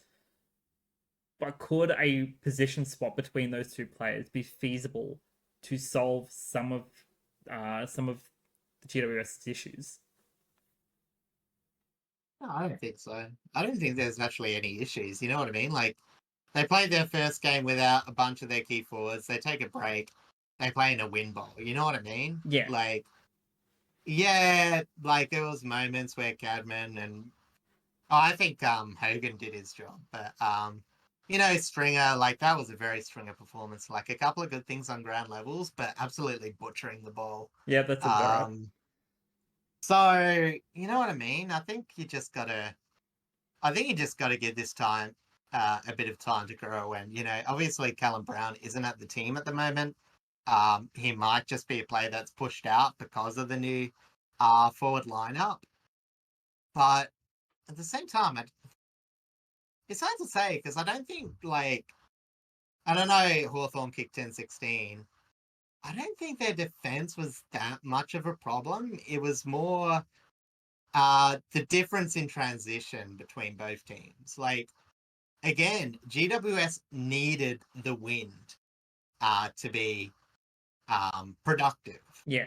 And I know they came back a bit in the last quarter, but you know what I mean? Like, they still weren't dominant in transition. Like, No, it was still majority of Hawthorn. They just kicked a goal while Hawthorn, maybe it was 2-1 in that final. I've forgotten. But, I can't remember either, but it's fine.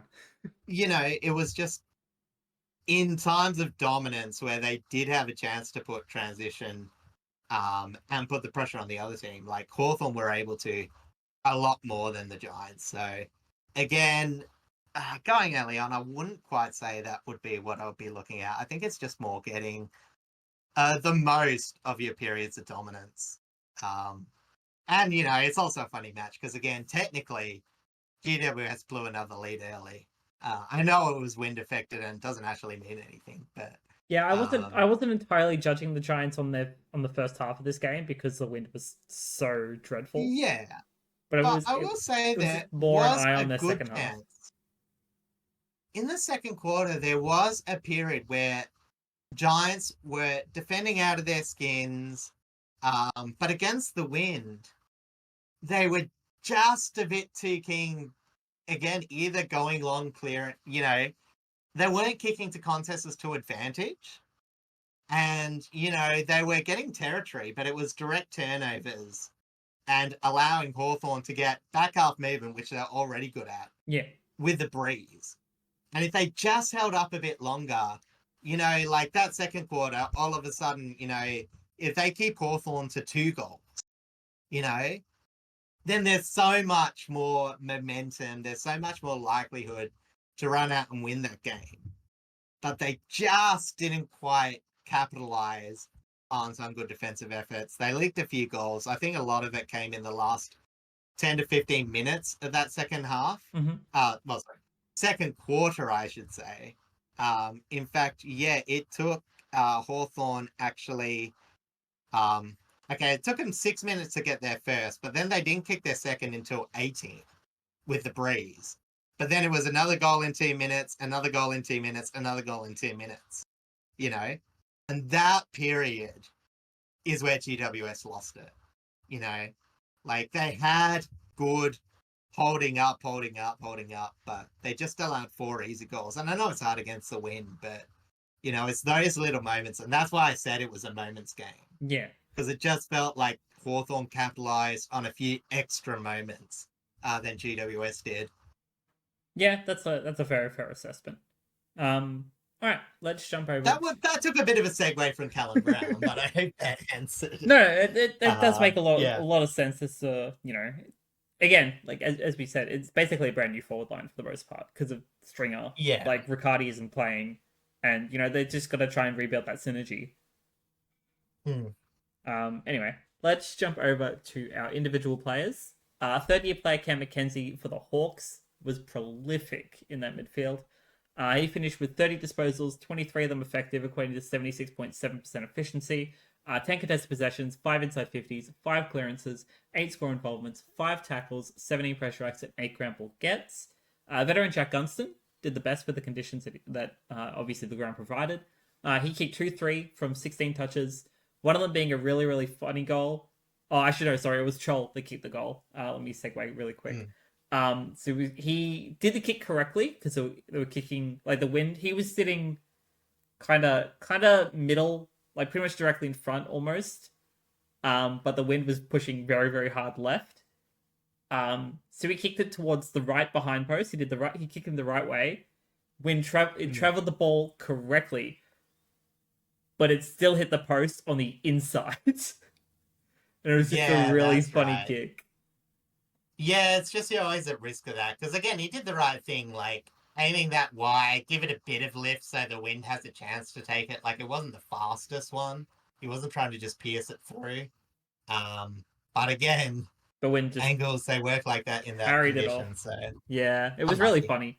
Anyway, back to Jack Gunston. Kicked 2-3 from 16 touches, 6 contested possessions, 4 marks, with 3 of them being inside 50, 2 goal assists, 9 score involvements, 3 tackles, with all of them being inside 50, 20 pressure acts, and 6 ground ball gets. And then Connor Nash also put on a lot of pressure. He finished with 17 disposals, 14 of them effective, equating to 82.4% efficiency. 4 marks, 5 inside 50s, 5 score involvements, 7 tackles, 25 pressure acts, and 406 meters gained. Reigning Coleman medalist Jesse Hogan kicked well with the wind, slotting 4 goals from 11 touches, 6 contested possessions, 4 marks, with 3 of them being inside 50, and 7 score involvements. And then Toby Bedford was also a pressure machine, doing his usual tagging role. He kicked 2 goals and collected 13 disposals, 6 contested possessions, 13 tackles, with 4 of them being inside 50, 27 pressure acts, and 6 ground ball gets. It was a bit of a weird one for Bedford because, like, again, this was a situation where a tag was removed after probably, I want to say maybe halftime, maybe three-quarter time. Like, it was somewhere in the middle there. Mm. When Hawthorn were trying to kick away, they moved Bedford to the forward line to try and open up some goals. And it was like one of those mixed things where he did kick a couple of goals, but also, what's his name? Newcomb got off the chain a bit in the last half. So Yeah, I believe he was it tagging was just a Newcomb for little most of the interesting game. one where it was like, I think this was actually a situation where it was probably actually worth focusing on offense. You know, in the last half, they had to kick against the Breeze and all that. So, you know, they were going to have to do something offensively. And, you know, they weren't too far off. But, you know, it was a bit of a shame because, you know what I mean? Like, he would have probably, I mean, he still did have a fantastic game, but you know what I mean? He would have had a giant Newcomb scalp under his belt as well. But, you know, a player that good, and he's been fantastic for the first 3 games of the year. You give him a bit of space, and John Newcomb can do a lot of damage. Absolutely. As for the MRO, because thankfully there were no injuries in this game, Kieran Briggs was fined $2,000 for rough conduct against Mabior Chol. I don't know what had happened, but I'm sure it's valid. And that's kind of all that there is to say about that one. Yeah, and I think we can just move on to the second game of the Wild Weather Bowl. Yeah, definitely. This one, again, it was forecasted torrential storms. It didn't quite happen as expected, but it was still dank and dreary. It was a rainbow. And you know what? The Cats looked to suit the conditions very well. They were amazingly efficient going inside 50 in these trying conditions. They scored a really nice 9-5 from 15 set shots on goal, which was no mean feat. You know, a lot of stuff dropping short in this game. However, the Lions absolutely caned them in territory in the second half, with the Cats not even registering a shot in their scoreless third quarter. And they only had a paltry 3 second half shots, all in the fourth quarter, from an average of 36% time in their forward half and only 13 entries in that period of time. It was a fade out. It was a hard crash for the Cats. Was. And it was very weird because I've written in this game, like, a lot of the Cats' focus were actually like defensive matchups. They sort of worked in the first half, but as Brisbane went on, they found other avenues around these blockades, and like it wasn't the players that we're going to talk about. Like I'll mention them individually. Ocean Mullen had Charlie Cameron in the forward line. A combination of Atkins and O'Connor were tagging Lockie Neal, who had a very quiet night until late. Jack Henry, I know it's not really like a tagging role, but he was very much traveling with Hipwood as he came up the ground. So it wasn't that Jack Henry stays deep on the tall forward. He just followed him exactly.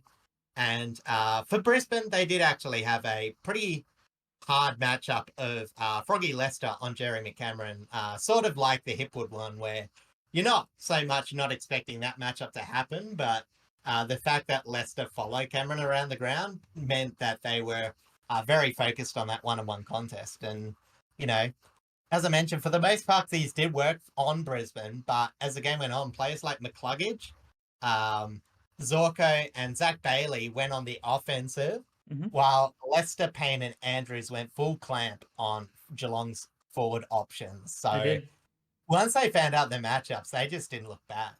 Like Brisbane, yeah, they really feasted on them. I don't know how much you watched because I was flicking between the two. I think you watched Hawthorn and GWS more. I went out for dinner when we got back. Okay. When we got back from the game from St Kilda Richmond. I happened to go to a place literally just around the corner from my apartment, which is very nice, very close. Nice. And so they had both the games on. However, so one was on a TV pretty much directly in front of me, but like right above me, because I was kind of sitting up, like facing a wall.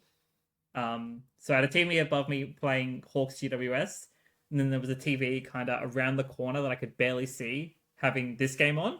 So I whipped out my phone and put this game on my phone so I could watch both. So I did kind of see. I think I saw most of the second half. of Brisbane Geelong, but I think mostly the fourth quarter. Whereas I definitely saw more of Hawks Giants. Yeah. Yeah, I was gonna say, because like when I watched the fourth quarter, it was pretty amazing that Geelong had such a healthy lead at the start of the game. Mm. Um, because yeah, as I said, I didn't get to see it, but the insane forward path pressure was there in the stats for Geelong. But again, they just like plain and simply lost the territory game.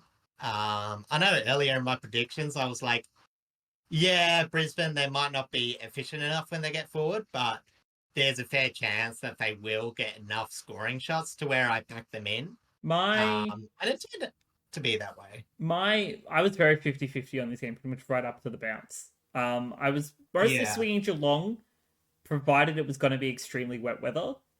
But when I looked at the weather and realized that like the rain had kind of already passed and it was just the ground wet and like it was going to be like just cloudy skies for the rest of the night, I swung towards Brisbane because I believed that they would be able to beat Geelong not just in the air but just in pressure. And I'm Yeah. so glad I got correct on that. Yeah, well, that's what I also written, because as I said, it was one of those things where Geelong were actually probably wanting the heavier rain because I think the conditions were just good enough to favour a more territory style battle. Mm. Like I know Geelong can win territory, but it's a lot less. Like it's off a lot fewer clearances. It's off a lot fewer disposals. So they don't actually hold the ball in for that long. Um, it's just whether they convert enough goals from their entries. So, yeah, as I said, Geelong's pressure was pretty insane all night. I want to shout out to Rory Atkins. Yes. 14 to wait, Rory Atkins. No, Is that wait. the right Atkins? I I'm Tom Atkins. the one that plays for G Dubs is the other Atkins, isn't it? Is Tom Atkins the one you're looking at for Yeah, Tom cats? Atkins. Thank you, thank you. He is in my notes. Tom Atkins. Yeah, okay. I was probably looking for Rory. Yeah, so he had an insane 14 tackles and 36 pressure acts. But as I said, it just didn't lead to as much score as they would have liked in the second half, or their pressure. And Brisbane just, yeah, relied on their outside movement. It was there all 4 quarters, but it was just in the last half shutting down Geelong's movement. Mm-hmm. That led to more turnovers, which got their forward half game going. I will also say Bruce Revere, when he came on, was pretty instrumental as a sub. I agree. I did mention Zach Bailey before, but not as a winger. And of course, Zorko drifting up from defense, providing that offensive switch for the Lions. It just all added up to, scoring a lot. And, as I said, in very trying conditions, Brisbane scored 8-4 from the back half, which is their most in all 3 games they've played this year. So, Yes. they definitely had movement going well for them. Very, very true. All right, let's jump over to individual performances. As you mentioned before, Hugh McCluggage had a thrilling game, especially in that second half. He finished with 30 disposals, 22 of them effective, equating to 73.3% efficiency, 17 contested possessions, 7 intercepts, 7 inside 50s, 6 clearances, 8 score involvements, 8 tackles, 25 pressure acts, 10 ground ball gets, and 517 meters gained. Darcy Fort stood tall in the ruck despite coming in late for Oscar McInerney. He was a late change out with an illness, probably just a cold, that sort of stuff. Nothing too major. He finished with 39 hitouts with 9 of them to advantage and 10 touches, 7 contested possessions, 4 clearances are behind, 4 score involvements, and 15 pressure acts. And then co-captain Harris Andrews was so important in defense, again, especially in that second half, as you mentioned. He collected 12 disposals, 11 of them effective, equating to 91.7% efficiency, 6 contested possessions, 9 intercepts, 8 marks, or 5 of them being intercept marks, 4 score involvements, 14 1%ers, and 11 spoils. As you also mentioned, Tom Atkins for the Cats, he had the tagging role on Lockie Neal for most of the game, and he did a fairly solid job. He finished with 14 touches, 12 of them contested, equating to 85.7% efficiency, 12 contested possessions, 7 clearances, 4 score involvements, 14 tackles, with 4 of them being inside 50, 36 pressure acts, 31 percenters, and 8 ground ball gets. And then Connor O'Sullivan, last week's rising star, he had a pretty solid job in defense. Again, the low scoring game, despite with the conditions as well. I thought he did the best that he could. He had 10 disposals, with 10 of them being effective, equating to 100% efficiency. 6 contested possessions, 7 intercepts, 5 marks, 15 pressure acts, 10 1%ers, 8 spoils, and 93% time on ground.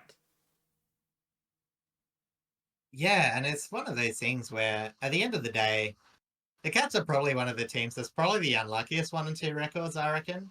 Like, I think they did really good against Brisbane. Against St Kilda, they did actually build back. I know it's a shock loss, but you know what I mean? I think there's something to, like, even when you're not 100% on your game, like being able to get things on your own terms and all that, like good teams are able to do that. And they didn't get the win. St Kilda were actually just really good to pull off that victory. But at the same time, I don't mind what the Cats have been able to do. I know I put them first on my ladder. It might not happen the way things are going. A few other teams have got a bit of a head start, but I still really back them into being top 4. I wouldn't take too much out of this game. Again, very condition dependent, but Yes. I also think it was just good to see this matchup in the first half of the season. Yeah, considering this was the rescheduled match. Like, yeah, exactly. So, yeah, it just, as I said, Brisbane, they keep on finding ways. Like, they haven't been as ruthlessly good as they were in the back half of 2024, but it's a lot better start than they had at 24 either. So absolutely, they'll be able to take that. And that's why I was thinking, like, most people would probably lean with Geelong in terms of, like, if it was heavy weather conditions, because it was pretty much the exact same kind of matchup they had in early 2024 when it was miserable conditions up at the Gabba. Like, it was an absolute slog of a game, and Geelong came out on top on that one. So I'm glad, a little bit of a flip script in this case. Yeah, and as I said, it's like, I'm very glad I went to, because I was about to, because I was thinking, I said on the podcast, I thought these two Saturday night games would be close. I was very tempted with the underdogs for both of them, so I ended up tipping the Giants. I still think that was a reasonable tip. It was a reasonable tip, I do agree. It's just one of those weird things where I tipped Melbourne against the Giants in round 1 or round 0, whatever it was. It was 1. And yeah, I still tipped them. I still tipped the Giants to beat Hawthorn. You know what I mean? It's yeah, it can get a bit weird, but yeah, as I said, that Tasmania game too always ends up being a close contest. So if you want to do good in your tipping, sometimes it's good to, like, check out the stadiums, check out if it is a new stadium, what the matchups are like, and then base your tip off it. Obviously, you would have been good going the favourites, but I think there was something to be said that these two games were very close when maybe the pundits said that it might be a bit further apart than you think.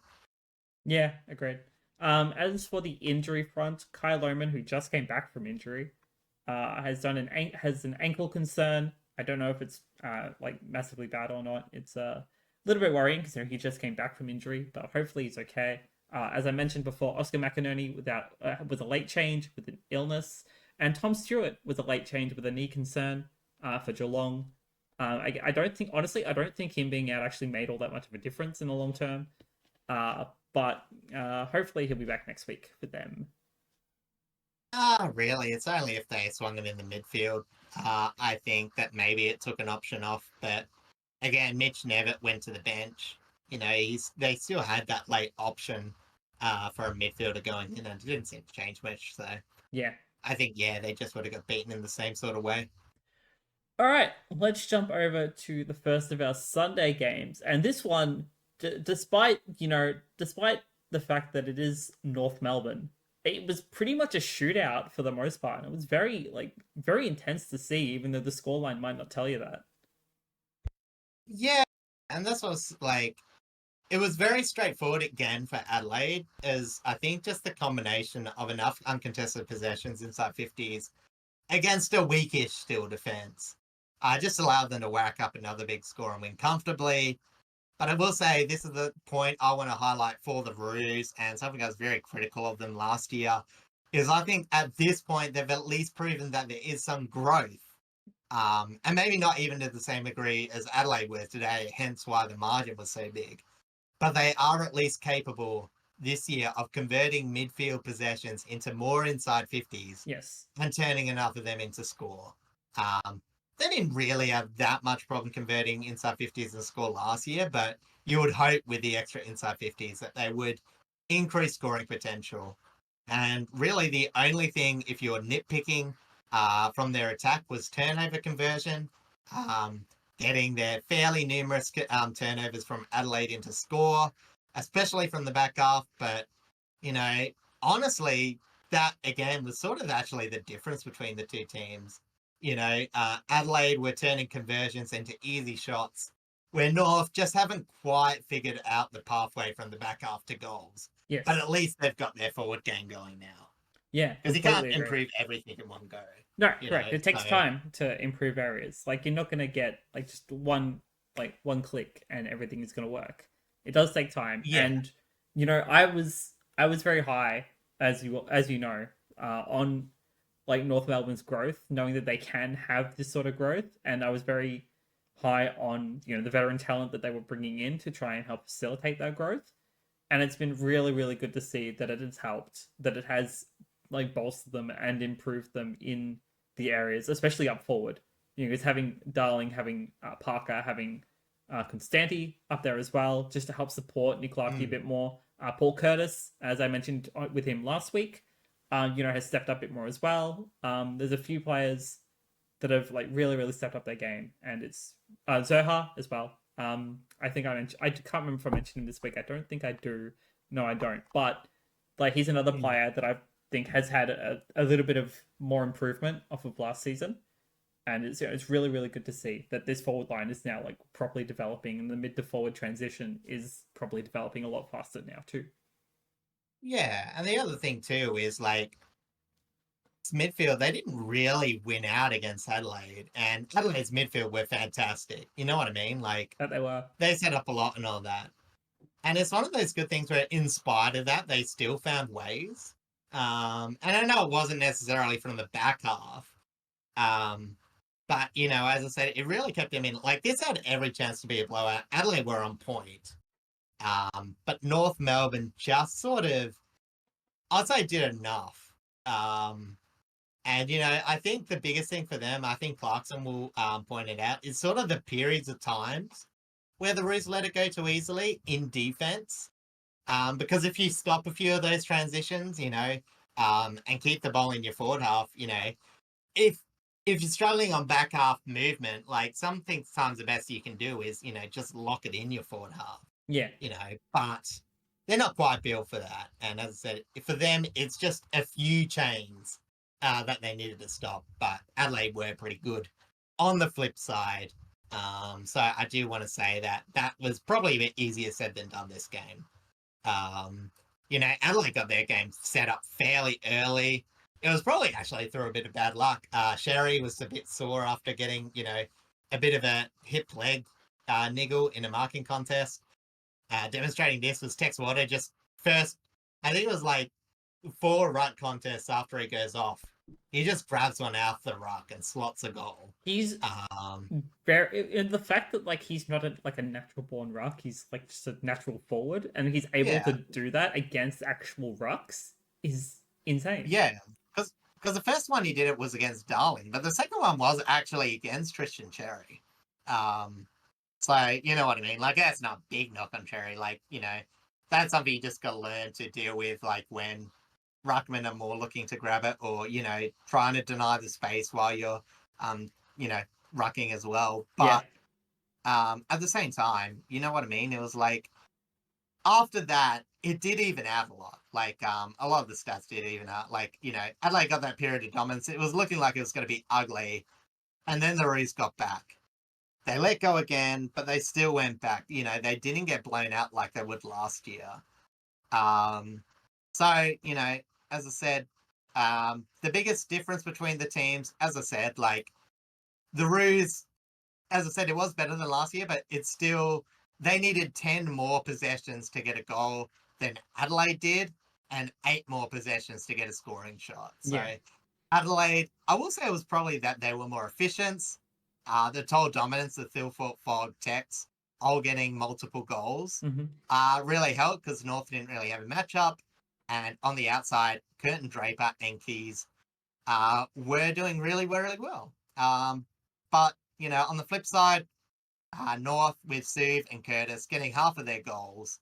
And I want to say, 16 to 34 scoring shots.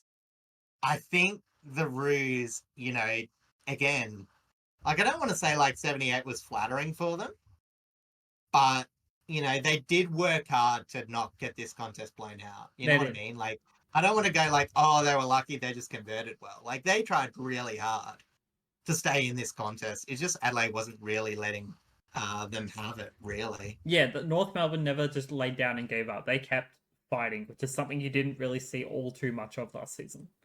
Yeah, last year I would say this would have been a 70-point blowout. But it wasn't, so that was good. Agreed. All right, let's jump over to the individual performances. Rory Laird played his 250th game, and he was pretty much absolutely elite. He finished with 32 disposals, 26 of them effective, equating to 81.3% efficiency, 14 contested possessions, 12 intercept possessions, 7 marks, 3 clearances, 4 score involvements, 10 pressure acts, 3 1%ers, and 12 ground ball gets. Jake Saligo was a pressure machine. He kicked a goal from 28 touches, 10 contested possessions, 5 marks, 9 inside 50s, 6 clearances, 8 score involvements, 5 tackles, 22 pressure acts, 7 ground ball gets, and 502 meters gained. And then Tex, of course, he wound back the clock this week.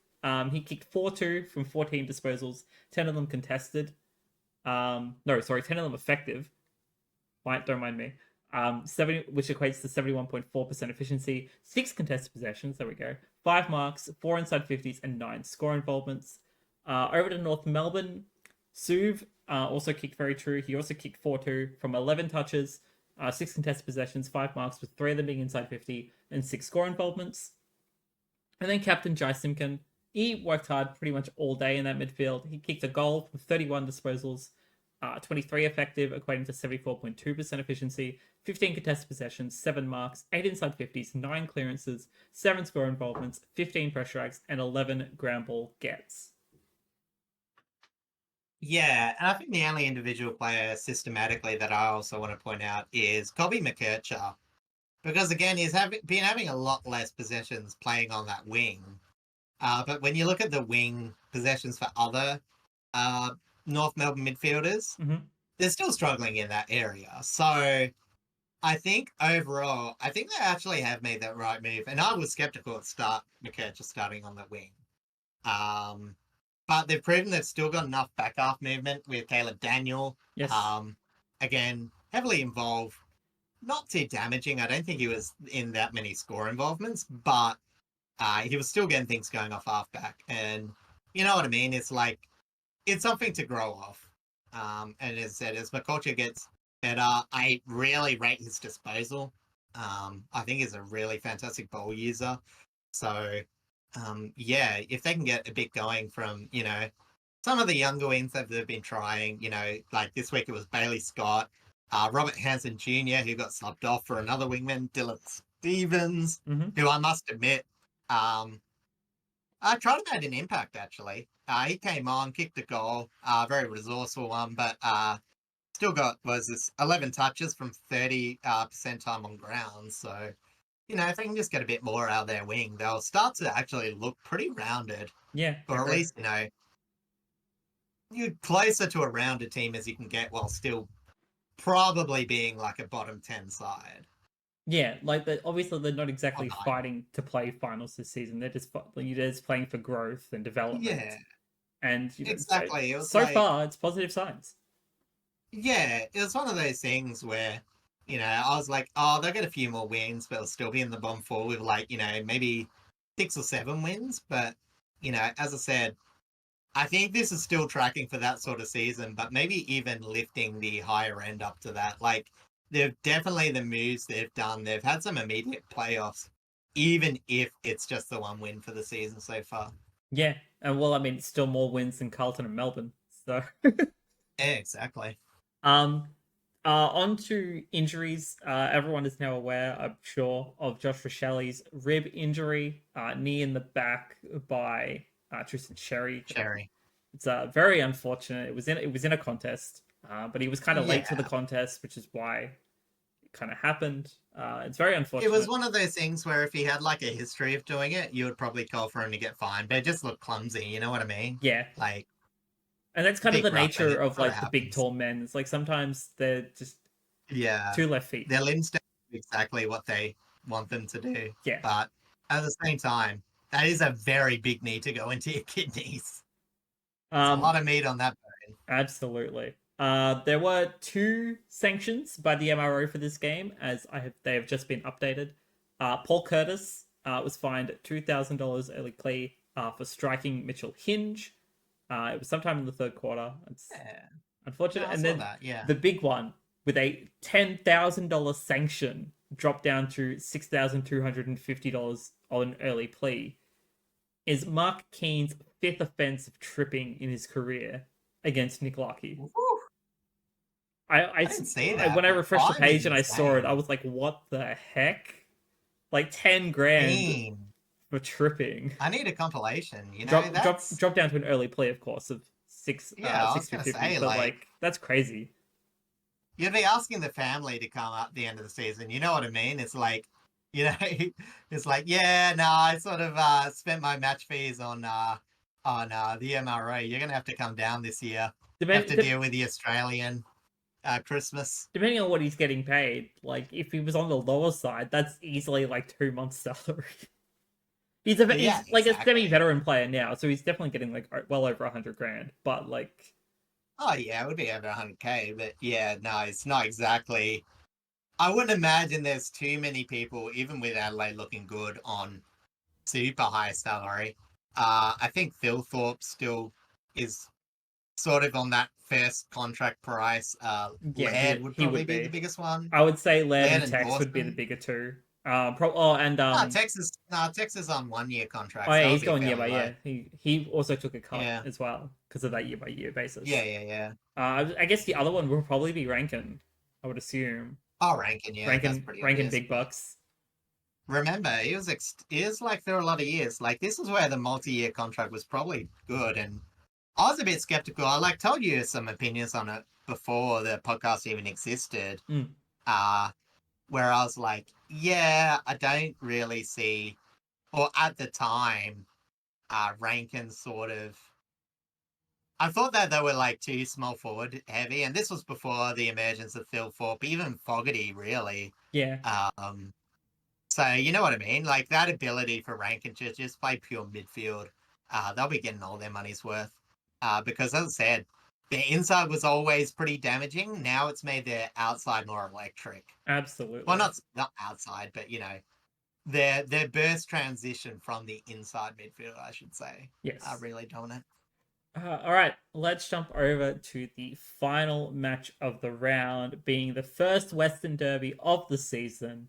Which also happened to also be the first time, I'm pretty sure, first time both of these teams had been 17th and 18th to play in a derby. Yeah, like at the time, I couldn't find obviously. anything, but I'd believe it. Yeah, West Coast and Fremantle.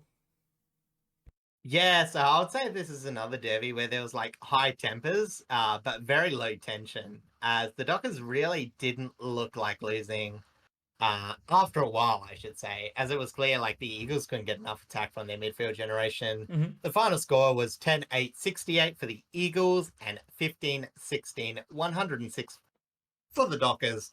That's a 38 win by Freo if you don't feel like doing maths. And yeah, it was really early on the small forwards that were feasting from a lot of errant kicks. It was a very bad opening quarter in terms of quality, as Brockman, Owies, and Liam Ryan scored goals for the Eagles, whilst the debut of Deadly Dudley kicked the first goal of his career. As I mentioned, the first 4 goals of the game were kicked by small forwards. Yes. As I said, it was very low pressure, but high turnovers.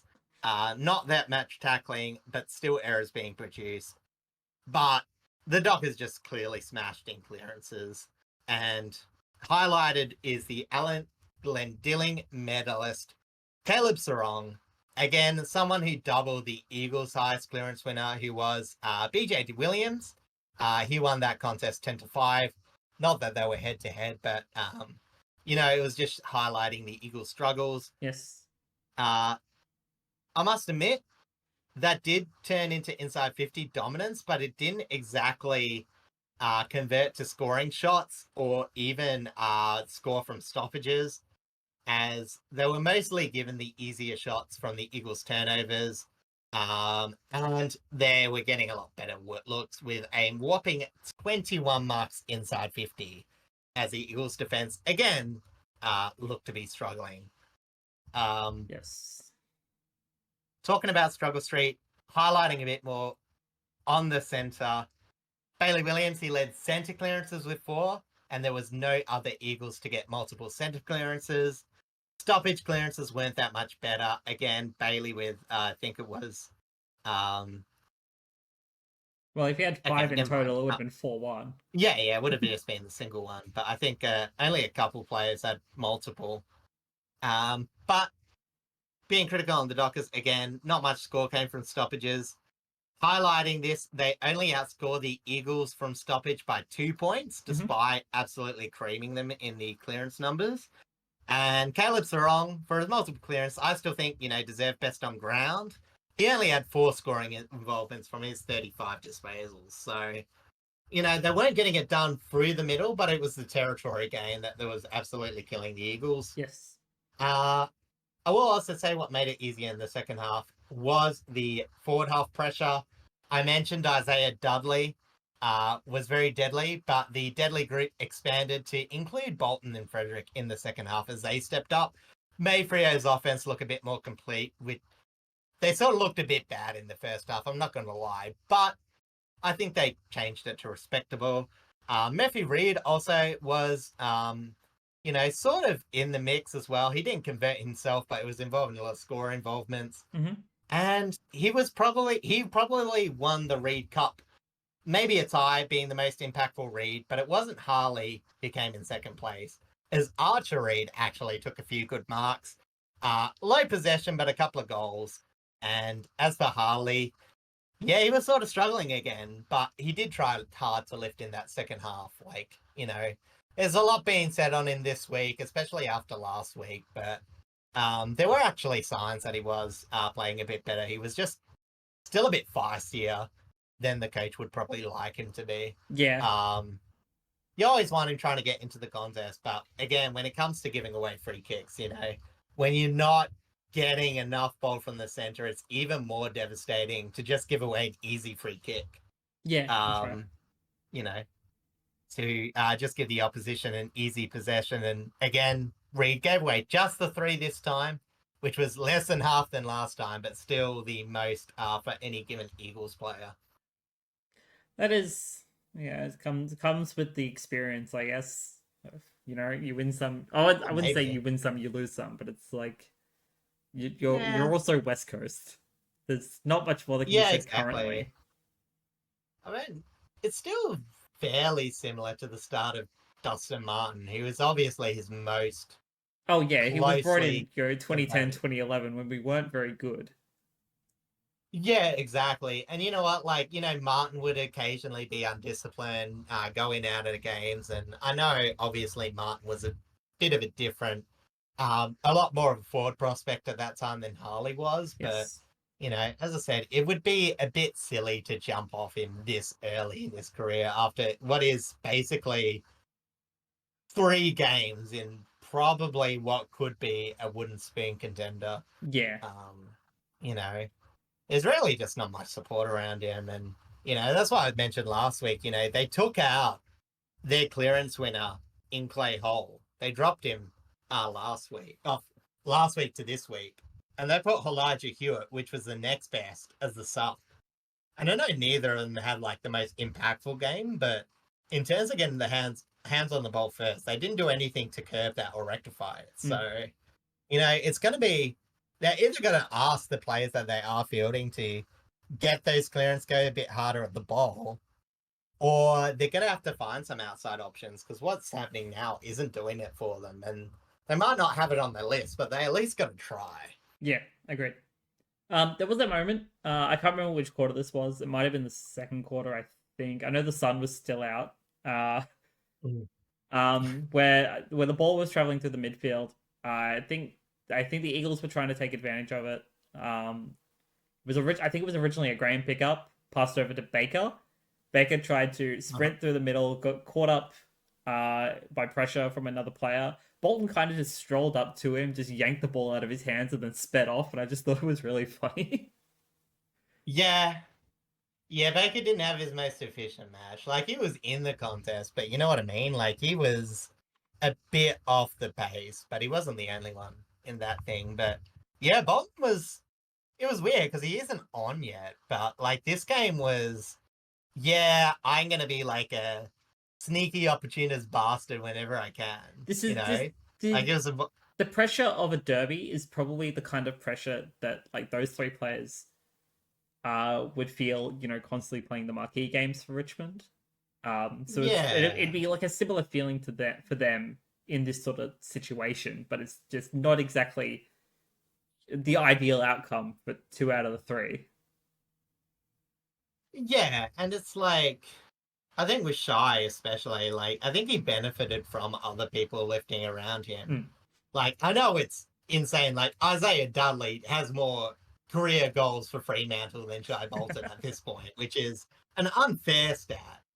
But you know what I mean? It's like, you know, when you're just doing enough, like good players, they find other ways to support when they're not on the game. And I think that was like Shy Bolton this round.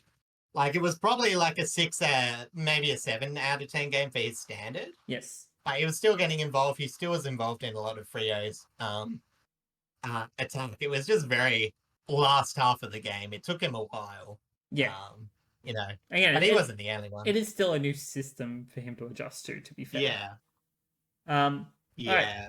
Let's jump over to individual performances. Andy Brayshaw moved the ball very, very well. He finished with 29 touches, 20 of them effective, equating to 69% efficiency. Yes, I had to get that in there. 9 contested possessions, 9 inside 50s, 6 clearances, 2 behinds, 2 goal assists, 11 score involvements, 7 tackles, 15 pressure acts, and 696 meters gained. Jai Amos kicked true for his 50th game. He slotted 4-1 from 10 disposals, 8 of them being effective, equating to 80% efficiency, 6 marks, all of them inside 50, and 7 score involvements. And then Luke Jackson was dominant in the ruck, getting 35 hitouts with 18 to advantage. 17 touches, 14 of them effective, equating to 82.4% efficiency, 7 contested possessions, 6 intercepts, 5 marks, 4 of them being intercept marks, 4 clearances, 9 score involvements, 9 pressure acts, and 3 1%ers. Jumping over to West Coast, the Fridge, Jack Graham, put on midfield pressure, finishing with 17 disposals, 12 of them being effective, equating to 70.6% efficiency. 9 contested possessions, 4 intercepts, a behind, 5 score involvements, 7 tackles, 22 pressure acts, and 3 1%ers. I believe in the first half he did have the tag on Sarong or Young. I can't remember which. And I think that was the plan going into the second half as well, but I don't know what changed. I would say it wasn't really a tag. It was more of a run with. I don't think it was Sarong. I think they sort of like let him be, but I think he was running with Brayshaw. It just wasn't really. I don't know. I can't remember. I feel like it I was know just he a was case of. like sticking with someone. I just can't remember who it was. I think it's just more of like keep the tackling pressure up more than like hard tag someone because yeah, both of those players they didn't have constant players on them. You know what I mean? Like Yeah, true. they weren't constantly looking behind them. And then Like you just would a normal tag. final little notes. Jayden Hunt surprised a few, channeling back to his Melbourne days. He kicked 1-2 from 14 touches, 5 contested possessions, 5 score involvements, 5 ground ball gets, 457 meters gained. And then again, as you mentioned before, shout out to Isaiah Dudley, the debutant. 10 touches, 3 marks, 4 inside 50, 6 score involvements, and a goal. Yeah. There's a couple of things I also want to note, like just weird things. Is like, Ryan Marriage probably played his best game as a defender. I thought. I'd just like to highlight that. But again, it was sort of weird because like he was technically. I was like playing a bit halfback. He actually moved to Patrick Voss. Once he was. Well, it's hard to say off the chain. He kicked 1 goal free. Yeah. But you know what I mean. He was looking good except for goal kicking. But, like he helped their defense a bit with what was pretty much a poor thing. And he might be important too because Jeremy McGovern, we're still unsure the extent of his injury. Yes. He would have had a career game if he played out the full game. He was pretty much feasting off intercepts. And if you were the lesser entries by the Dockers. And the most interesting thing I will say about Harley Reid, I almost forgot it until I saw I was thinking about what's his name? Michael Frederick. Oh yeah. They moved Harley Reid into a weird defensive role on Frederick in the last quarter, and it really freed him up. Like, it was like Frederick was like, okay, I've now got the matchup I want, and this is sort of where I've been a bit critical about him fading out the games, but we're given the opportunity. He looked miles better in the second half, and I just thought it was a bit weird. Like, I know Harley was probably going to see more ball in the back half, but yeah, you can't just be putting your young kids in bad defensive matchups. Like, I can't really see any logic between putting Harley Reid on Michael Frederick. Like, Frederick outpaces him. Reid's giving away free kicks. You probably don't want him, you know what I mean, trying to play tackler and all that with him being so loose. Yeah, true. And, it wasn't exactly in the ball-winning position. I know he did live, but, it was just weird to me. So I thought that was interesting more than anything. But yeah, as I said, Eagles, they have to look at other players. You know what I mean? As I said, a few others like Archer Reed, Jamie Cripps probably had a really good game. Another weird, quirky thing, Caleb Sarong, I did mention he was the Ross Glendinning medalist. He was. In terms of player rating by Champion Data, though, number 1 player was Luke Jackson. Number 2 player, BJ Williams, with his 13 disposals and 22 hitouts.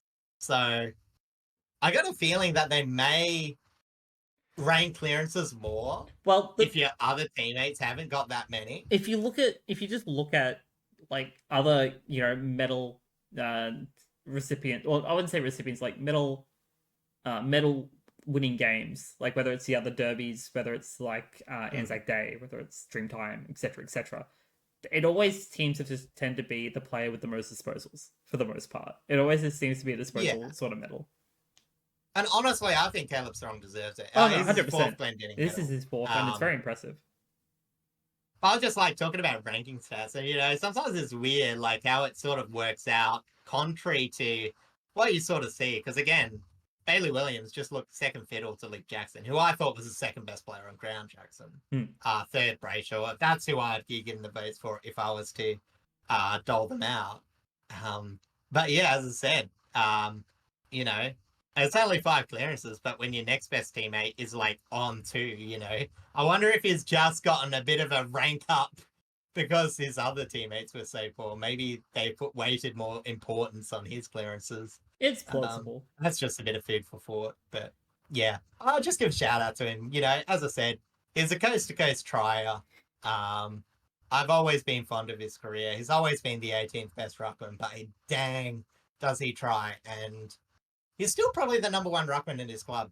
Matt Flynn did absolutely nothing in his game that he came in. So yeah, it was good that he came in and at least proved his worth on the squad. Yeah. Even if he's like not the best ruckman in the league.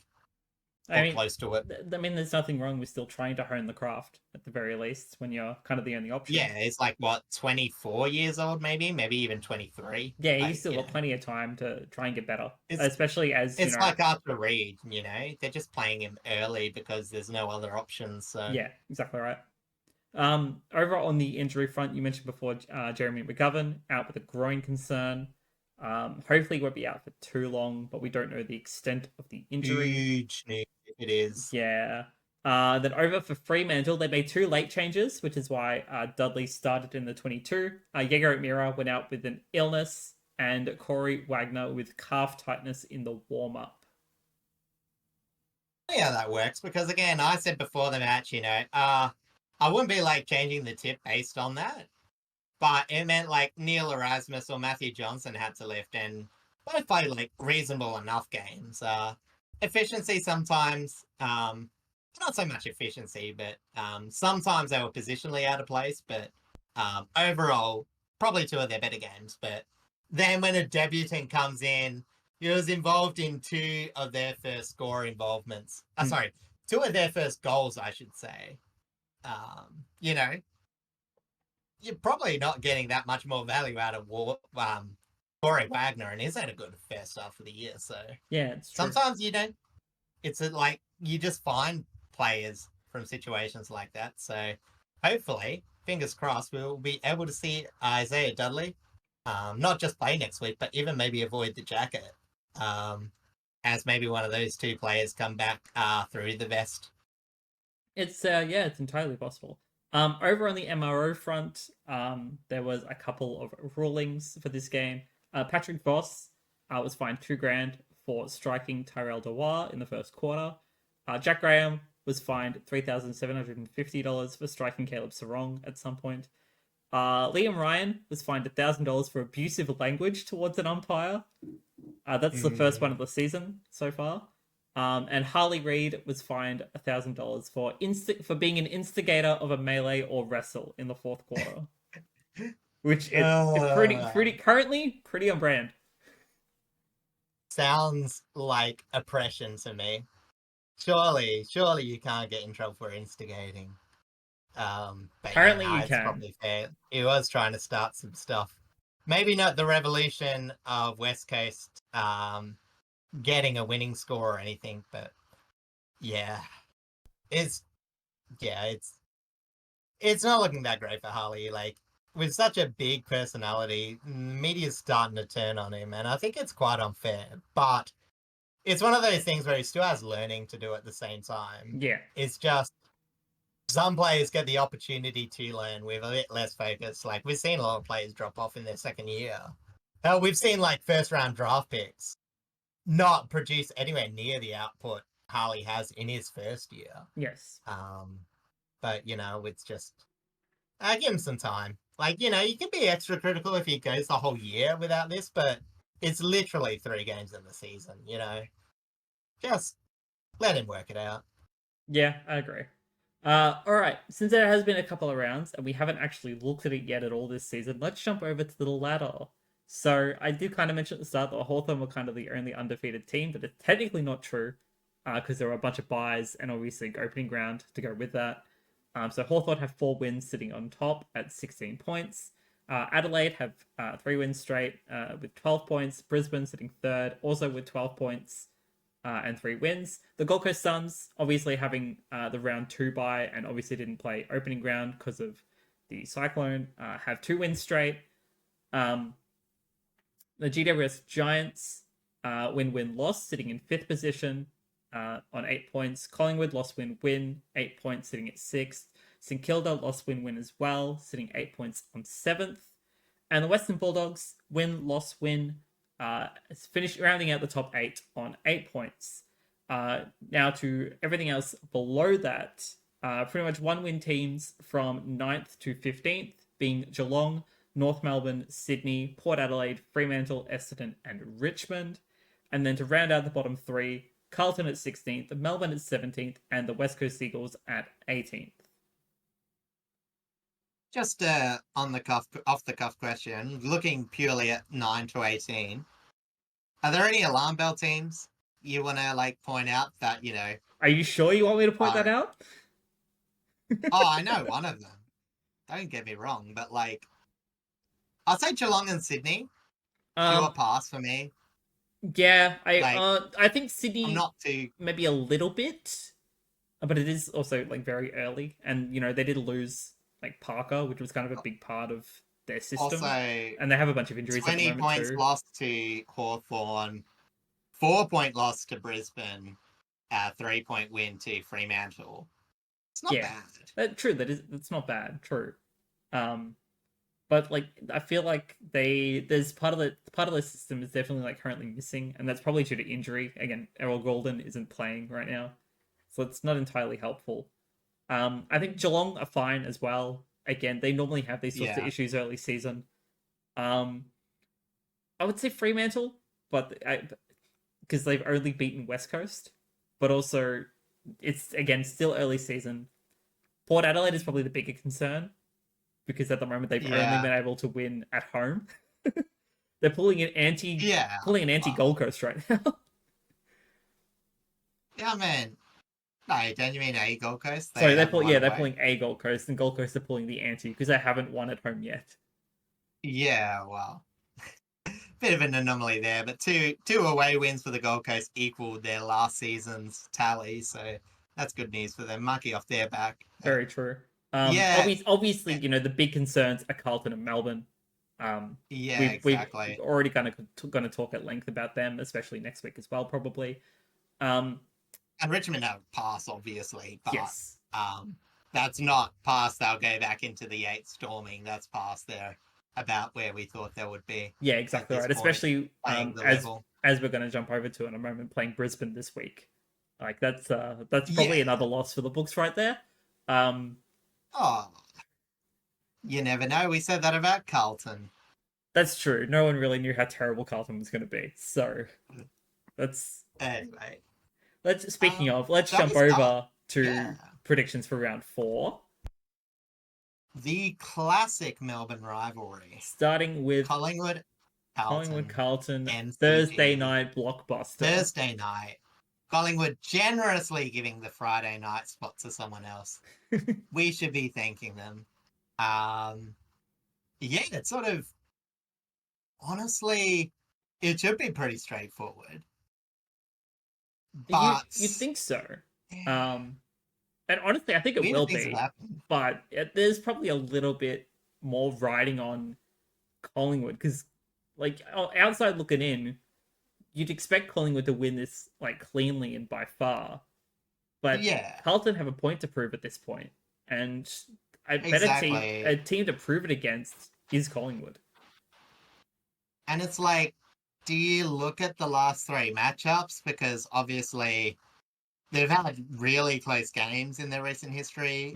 Collingwood won by 3 last time, Collingwood by 6 last year, so they won back-to-back, but by a total of 9 points. Carlton beat Collingwood in 2023 by a fair chunk, and the one before that, I'm pretty sure, was the one where Carlton got beaten to get out the finals by 5. I think so, yes. Yeah, so historically, these teams have been pretty close. Again, depending... I think it's going to be hard. It really depends on how systematically defensive Carlton is, because I think they've, I think they'll struggle to score against Collingwood.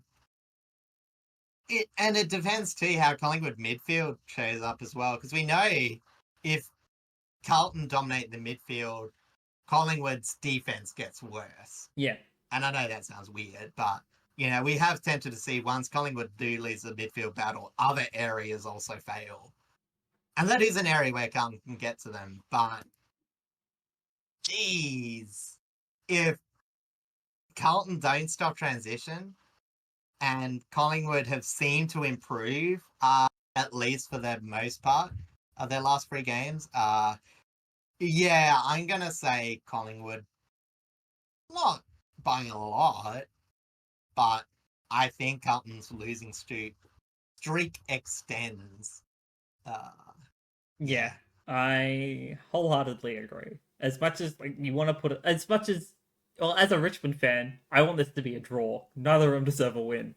But as an AFL fan, it's looking more likely than not that Carlton will end up going into gather round 0-4, and Collingwood will continue on. Granted, they had the bye last week, of course, but they will continue on with the kind of the form that they had the week before going into the bye. Against which one was that? Was the Brisbane game their last game? I cannot remember. Brisbane, Western Bulldogs, sorry. Because that was when we were on holiday. Yes, that's right. Yeah, that's right. So yeah, they were okay that game, but it wasn't the worst game for them, but they still, held their own for the most part. Yeah, so anyway, they did win, so again though, Carlton. Yeah. I'm not gonna go extremely against the grain here. We're gonna book him in for another loss. Yeah, I think so. All right, let's jump over to Friday night, Geelong and Melbourne at Goomba Stadium down in Geelong. This, honestly, going off of what we've seen from Melbourne the past couple of weeks, this should be a no-brainer. Yeah, honestly, I mean, again, looking at the last few matchups, Melbourne by 8 last time, and then Geelong by a reasonable amount. But yeah, it's really hard to say anything but the Cats with Melbourne's defense looking so woeful. Yeah. Their midfield not doing much, and defensively, it's a tiny bit up in the air. But I mean, at the same time, too, Geelong are going to want to stop the rot of a 2-game loss streak. Yes. I agree. You know, they're a bit better than 1 and 2. Early in the season, that's like a thing you'll take, but they're really not going to put up with that for too long. I know it's not a thing that, you know, teams just click a finger and they're switched on and they need to win, but it just tends to happen with top teams, and I think Geelong's the top team and it's at home, so yeah, aspects where they could do well, maybe. Some better one-on-one matchups, you know, again, SDK is playing in the ruck, maybe they can at least get some looks, but yeah, I don't know. Like, you know, it's like I'll be looking at the St Kilda victory and try and model a bit of that, you know, start with pressure, try and at least get the ball forward to ground, and then maybe try and eke out a wing, but it's very unlikely. Yeah, I'm kind of, at the moment, I'm kind of just like looking at Melbourne the same way I look at Essendon. Until you start showing me something consistent, I'm not going to give you a tip or any sort of faith. Honestly, Essendon look better than Melbourne. Oh no, yeah, obviously. But prior, that's how I kind of looked at Essendon, especially I know, last season. It was like, yeah, if you don't show me anything, I'm not going to give you my faith. I guess so. So yeah, it's kind of no-brainer Geelong Yeah. currently. All right. Jumping down to the Saturday games, this could be game of the round. I'm gonna be honest. The Gold Coast Suns versus the Adelaide Crows up on the Gold Coast. It's weird. I was pretty confident in Adelaide. And I know GWS, Gold Coast have done a lot of the right things, but they still haven't been. Well, they had periods where, again, they let the door open for Melbourne in that first half, whereas Adelaide's just been quarter after quarter after quarter. Yeah. And you know what I mean? Like, I could see this game lost in one period of time for Gold Coast. However, geez, that midfield for Gold Coast is starting to actually go to the talent that they've been teasing for a while. And I think if Adelaide do shut down King or Long with their tall defenders, I think they will still find enough pressuring either midfields that have pushed forwards or ground level play to put up a good score. I'm going to say this is going to be like an uncontested shootout. Again, like most Adelaide games, where they're going to win like 120 to 110. Yeah, I think it's going to be, well, depending on weather, of course. If it's just torrential rain, it's going to be an absolute slog. But if it's really good weather, I definitely think it's going to be a shootout pretty much between Thilthorpe and King. And it could go an entire distance. I don't know. I'm very 50-50 on this one. I want to give it to Adelaide, honestly, because I like the look of Adelaide more. But yeah, currently it's very 50-50 for me. Absolutely fair. Right. In terms of another close 50-50 contest. Are you sure this is going to be a close 50-50 contest? I want to hope, but... Oh, man. Richmond, Brisbane at the MCG. I will be boots on for this one. And I am expecting 100-point belting by the Premiers. Yeah, this is like a very bad matchup. Richmond, they struggle to win the ball. They do a lot of their best work off turnovers, and Brisbane do their best work containing turnovers, maintaining possession. Mm-hmm. And yeah, I just can't really see many avenues for Richmond. This is going to be a blowout. Yeah, we're all expecting a blowout. I'm hoping we can keep it under a 100-point margin. Praying, but I'm kind of expecting it from the reigning Premiers. Yeah, exactly. Uh, Yeah. Do we need to talk too much about this game? Unless there's like any personal forwards. Oh, sorry, for forwards. Richmond, Brisbane, nah, Youngsters. not really. Yeah. We All can right. kind of skip over that one. Jumping over Oh, in to Sydney. This is Marvel Stadium, North yeah. Melbourne and Sydney. This could be an interesting matchup, actually. Yeah, if I was actually to clip the closest margin, and I still think Gold Coast and Adelaide will be a close game, but I think the margin's going to be separate.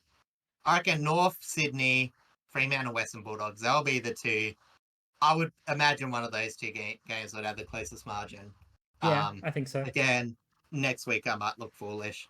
Who knows? But yeah, it's going to be interesting. Sydney, I think they'll like that North still haven't got their outside game set up, and I think that holds a huge advantage. Again, they've been okay, but still struggling a bit without Errol Goulden. But on the flip side, they have struggled a bit defending those one-on-one contests. Um, against good quality. Again, they struggled against Hawthorn. Mm-hmm. Well enough against Freo, and obviously against Brisbane, it sort of fell apart halfway through. So, there is an avenue for North Melbourne to score, but yeah, I'd imagine Sydney would ground out the win, but it only takes a few good shots for North, and I think they can pull off the upset. I'm genuinely putting a little bit more faith in North this week. I Yeah, I want to see it. I want to see the upset. yeah, you can want to see the upset, Am but I going to tip the upset? tipping. Mm, At the moment, yes. I'll be honest. okay, I okay. have enough faith in North for the moment. Unless like Sydney have some like really impressive ins, or like someone important from North is like massively out. Um, Yeah. then yeah, at the moment I kind of want to put the faith in North. Well, like the only one you would expect is like again, I'm pretty sure Errol Goulden is still a fair way away. Yeah, I think So it's still a couple you know weeks. what I mean? It's like that would have been the only person for Sydney to come in, I'm pretty sure. Just gonna quickly check, but yeah, like Cunningham 1 to 2 weeks, Adams 1 to 2 weeks. I like a McDonald, that would be the biggest Yeah, one. McDonald will probably be the Oh, other the big one. Pelican was out last week too. That's That's right. true. Oh yeah, that's So right. So there is a couple that's it. options. Yeah, okay. Oh, maybe it's a bit harsh, but yeah, as I said, so um, but yeah, I'm not really looking at Sydney's defense so much because I think North can still manage. I just don't think that's an area where Sydney's good enough to make that much of a difference. So, Yeah, yeah, it's going to be about offensive conversion. I think Sydney will do it by territory. North, you know, still not quite at that level against a good high scoring team, but sorry, a good high efficiency team, but Sydney still haven't quite proven that. So yeah, the door is ajar to them. I just think Sydney territory wise should get it done. yeah. That's very fair assessment. All right, jumping over to the Sunday games. The Giants host the West Coast Eagles up at NG Stadium. Again, this is probably a no-brainer tip for the Giants.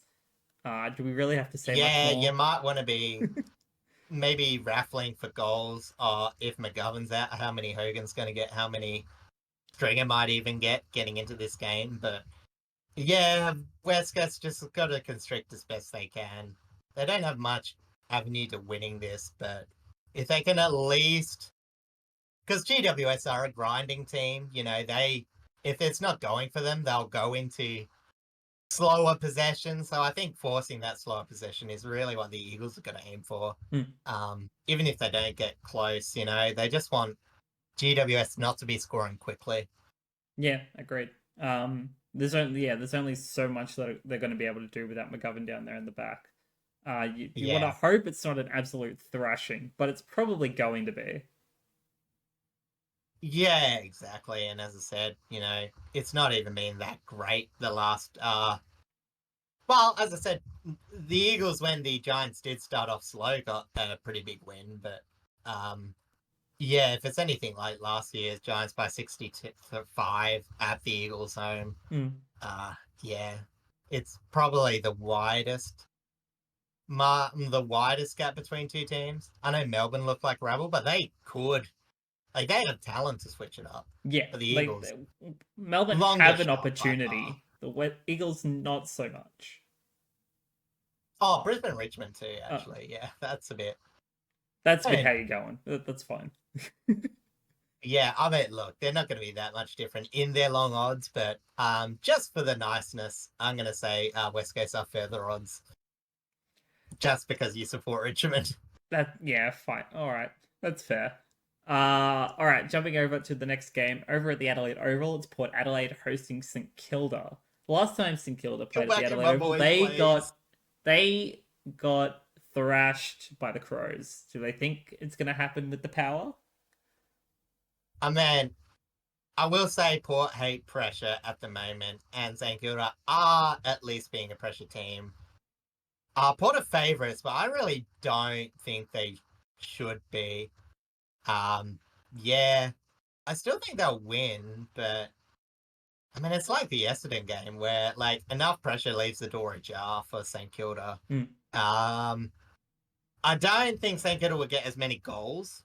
And we've talked about this at length. Like these games tend to be very dour contests. Yeah, I agree. Often not that much skill, often pork in the wood. They've gotten the last few contests against them, but oh geez, I can't say it's going to be convincing. Like, yeah, St Kilda just have the defensive pressure, which Port hate. But normally, Port's defense is good at stopping a lot of St Kilda's less conventional forward line. Yeah, that's very fair. Honestly, I don't know who to tip on this one.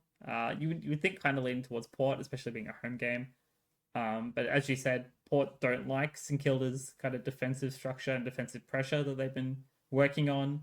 So it's honestly a coin flip on the day for me, to be honest. At least right now.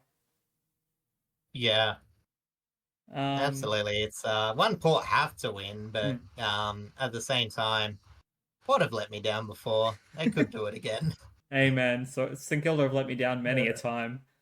All right. yeah, true. Let's jump over to the final game of the round, being over at Optus Stadium, Fremantle hosting the Western Bulldogs, and this could also be another game of the round.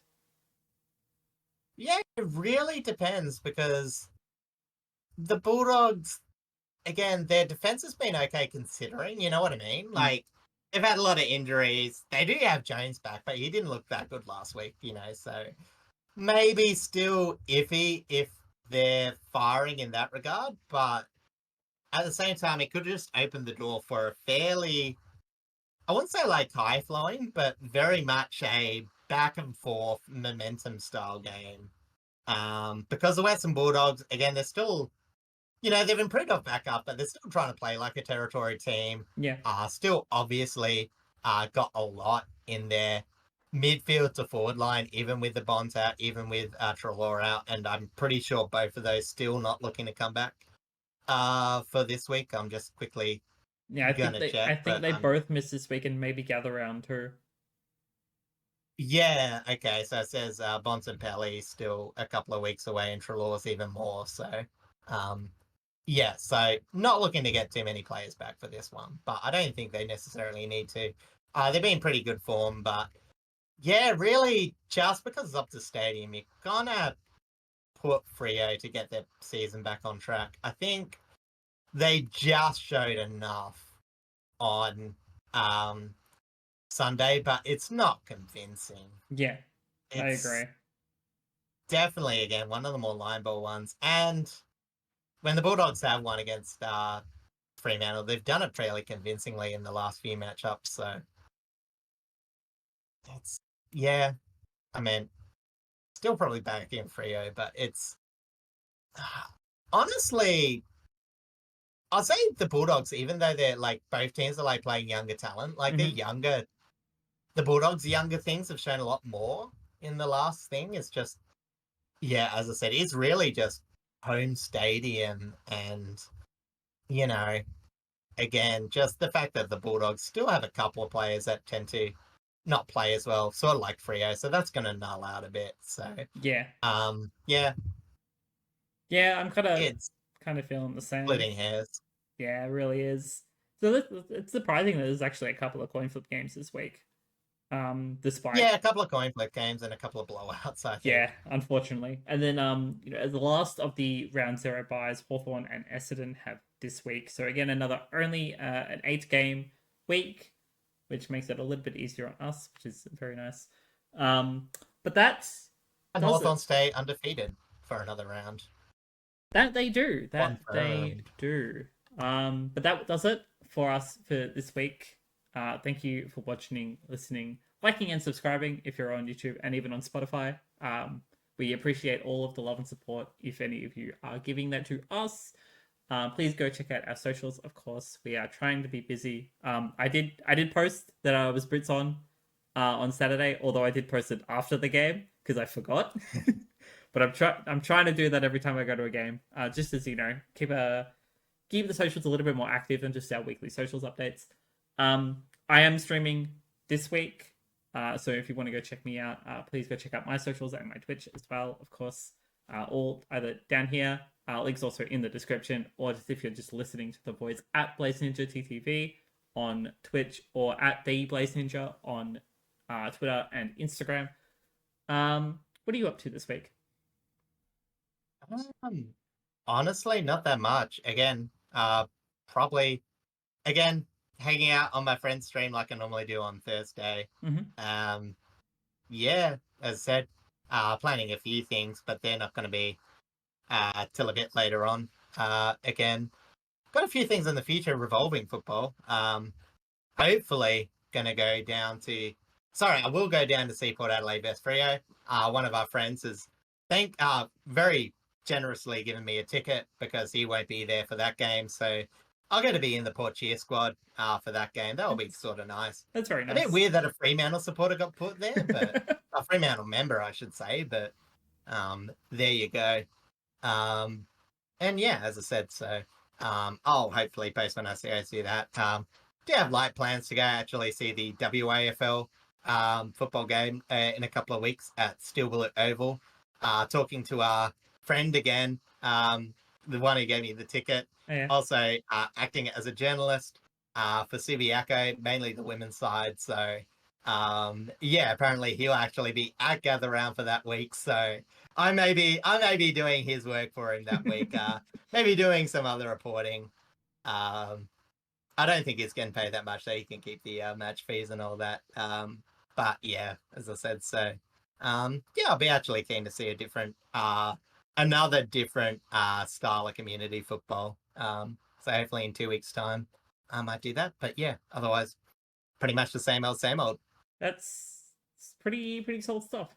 Yeah, on top of my streaming and my stuff, I got my weekly plasma donation coming up this Friday, as I normally do. I am doing some more like Marvel Rivals tournament stuff over with Nemesis Productions. I will share about that on my socials when that happens. That'll be on Saturday after the footy. And then on Sunday, I might go see a friend's comedy show. I did go to their opening night last Tuesday. Last Tuesday, was it? Last Thursday? Oh no, it was Tuesday. It was definitely Tuesday. It was Tuesday. But I want to see their last show is on the 6th, this Sunday. So I kind of want to just see, how they're going, how they're doing after the entire run is finished. So I might go check that out and maybe have a look at anyone else playing at the International Comedy Festival that's currently on here in Melbourne. But otherwise, yeah, that will do it for us for this week. Again, thank you so much for watching, listening, liking, subscribing, just checking us out wherever you can. And stay tuned for episode 53 of the Coast to Coast AFL podcast next week. So until then, we will love you all and leave you all, and we will see you all next time. Catch ya.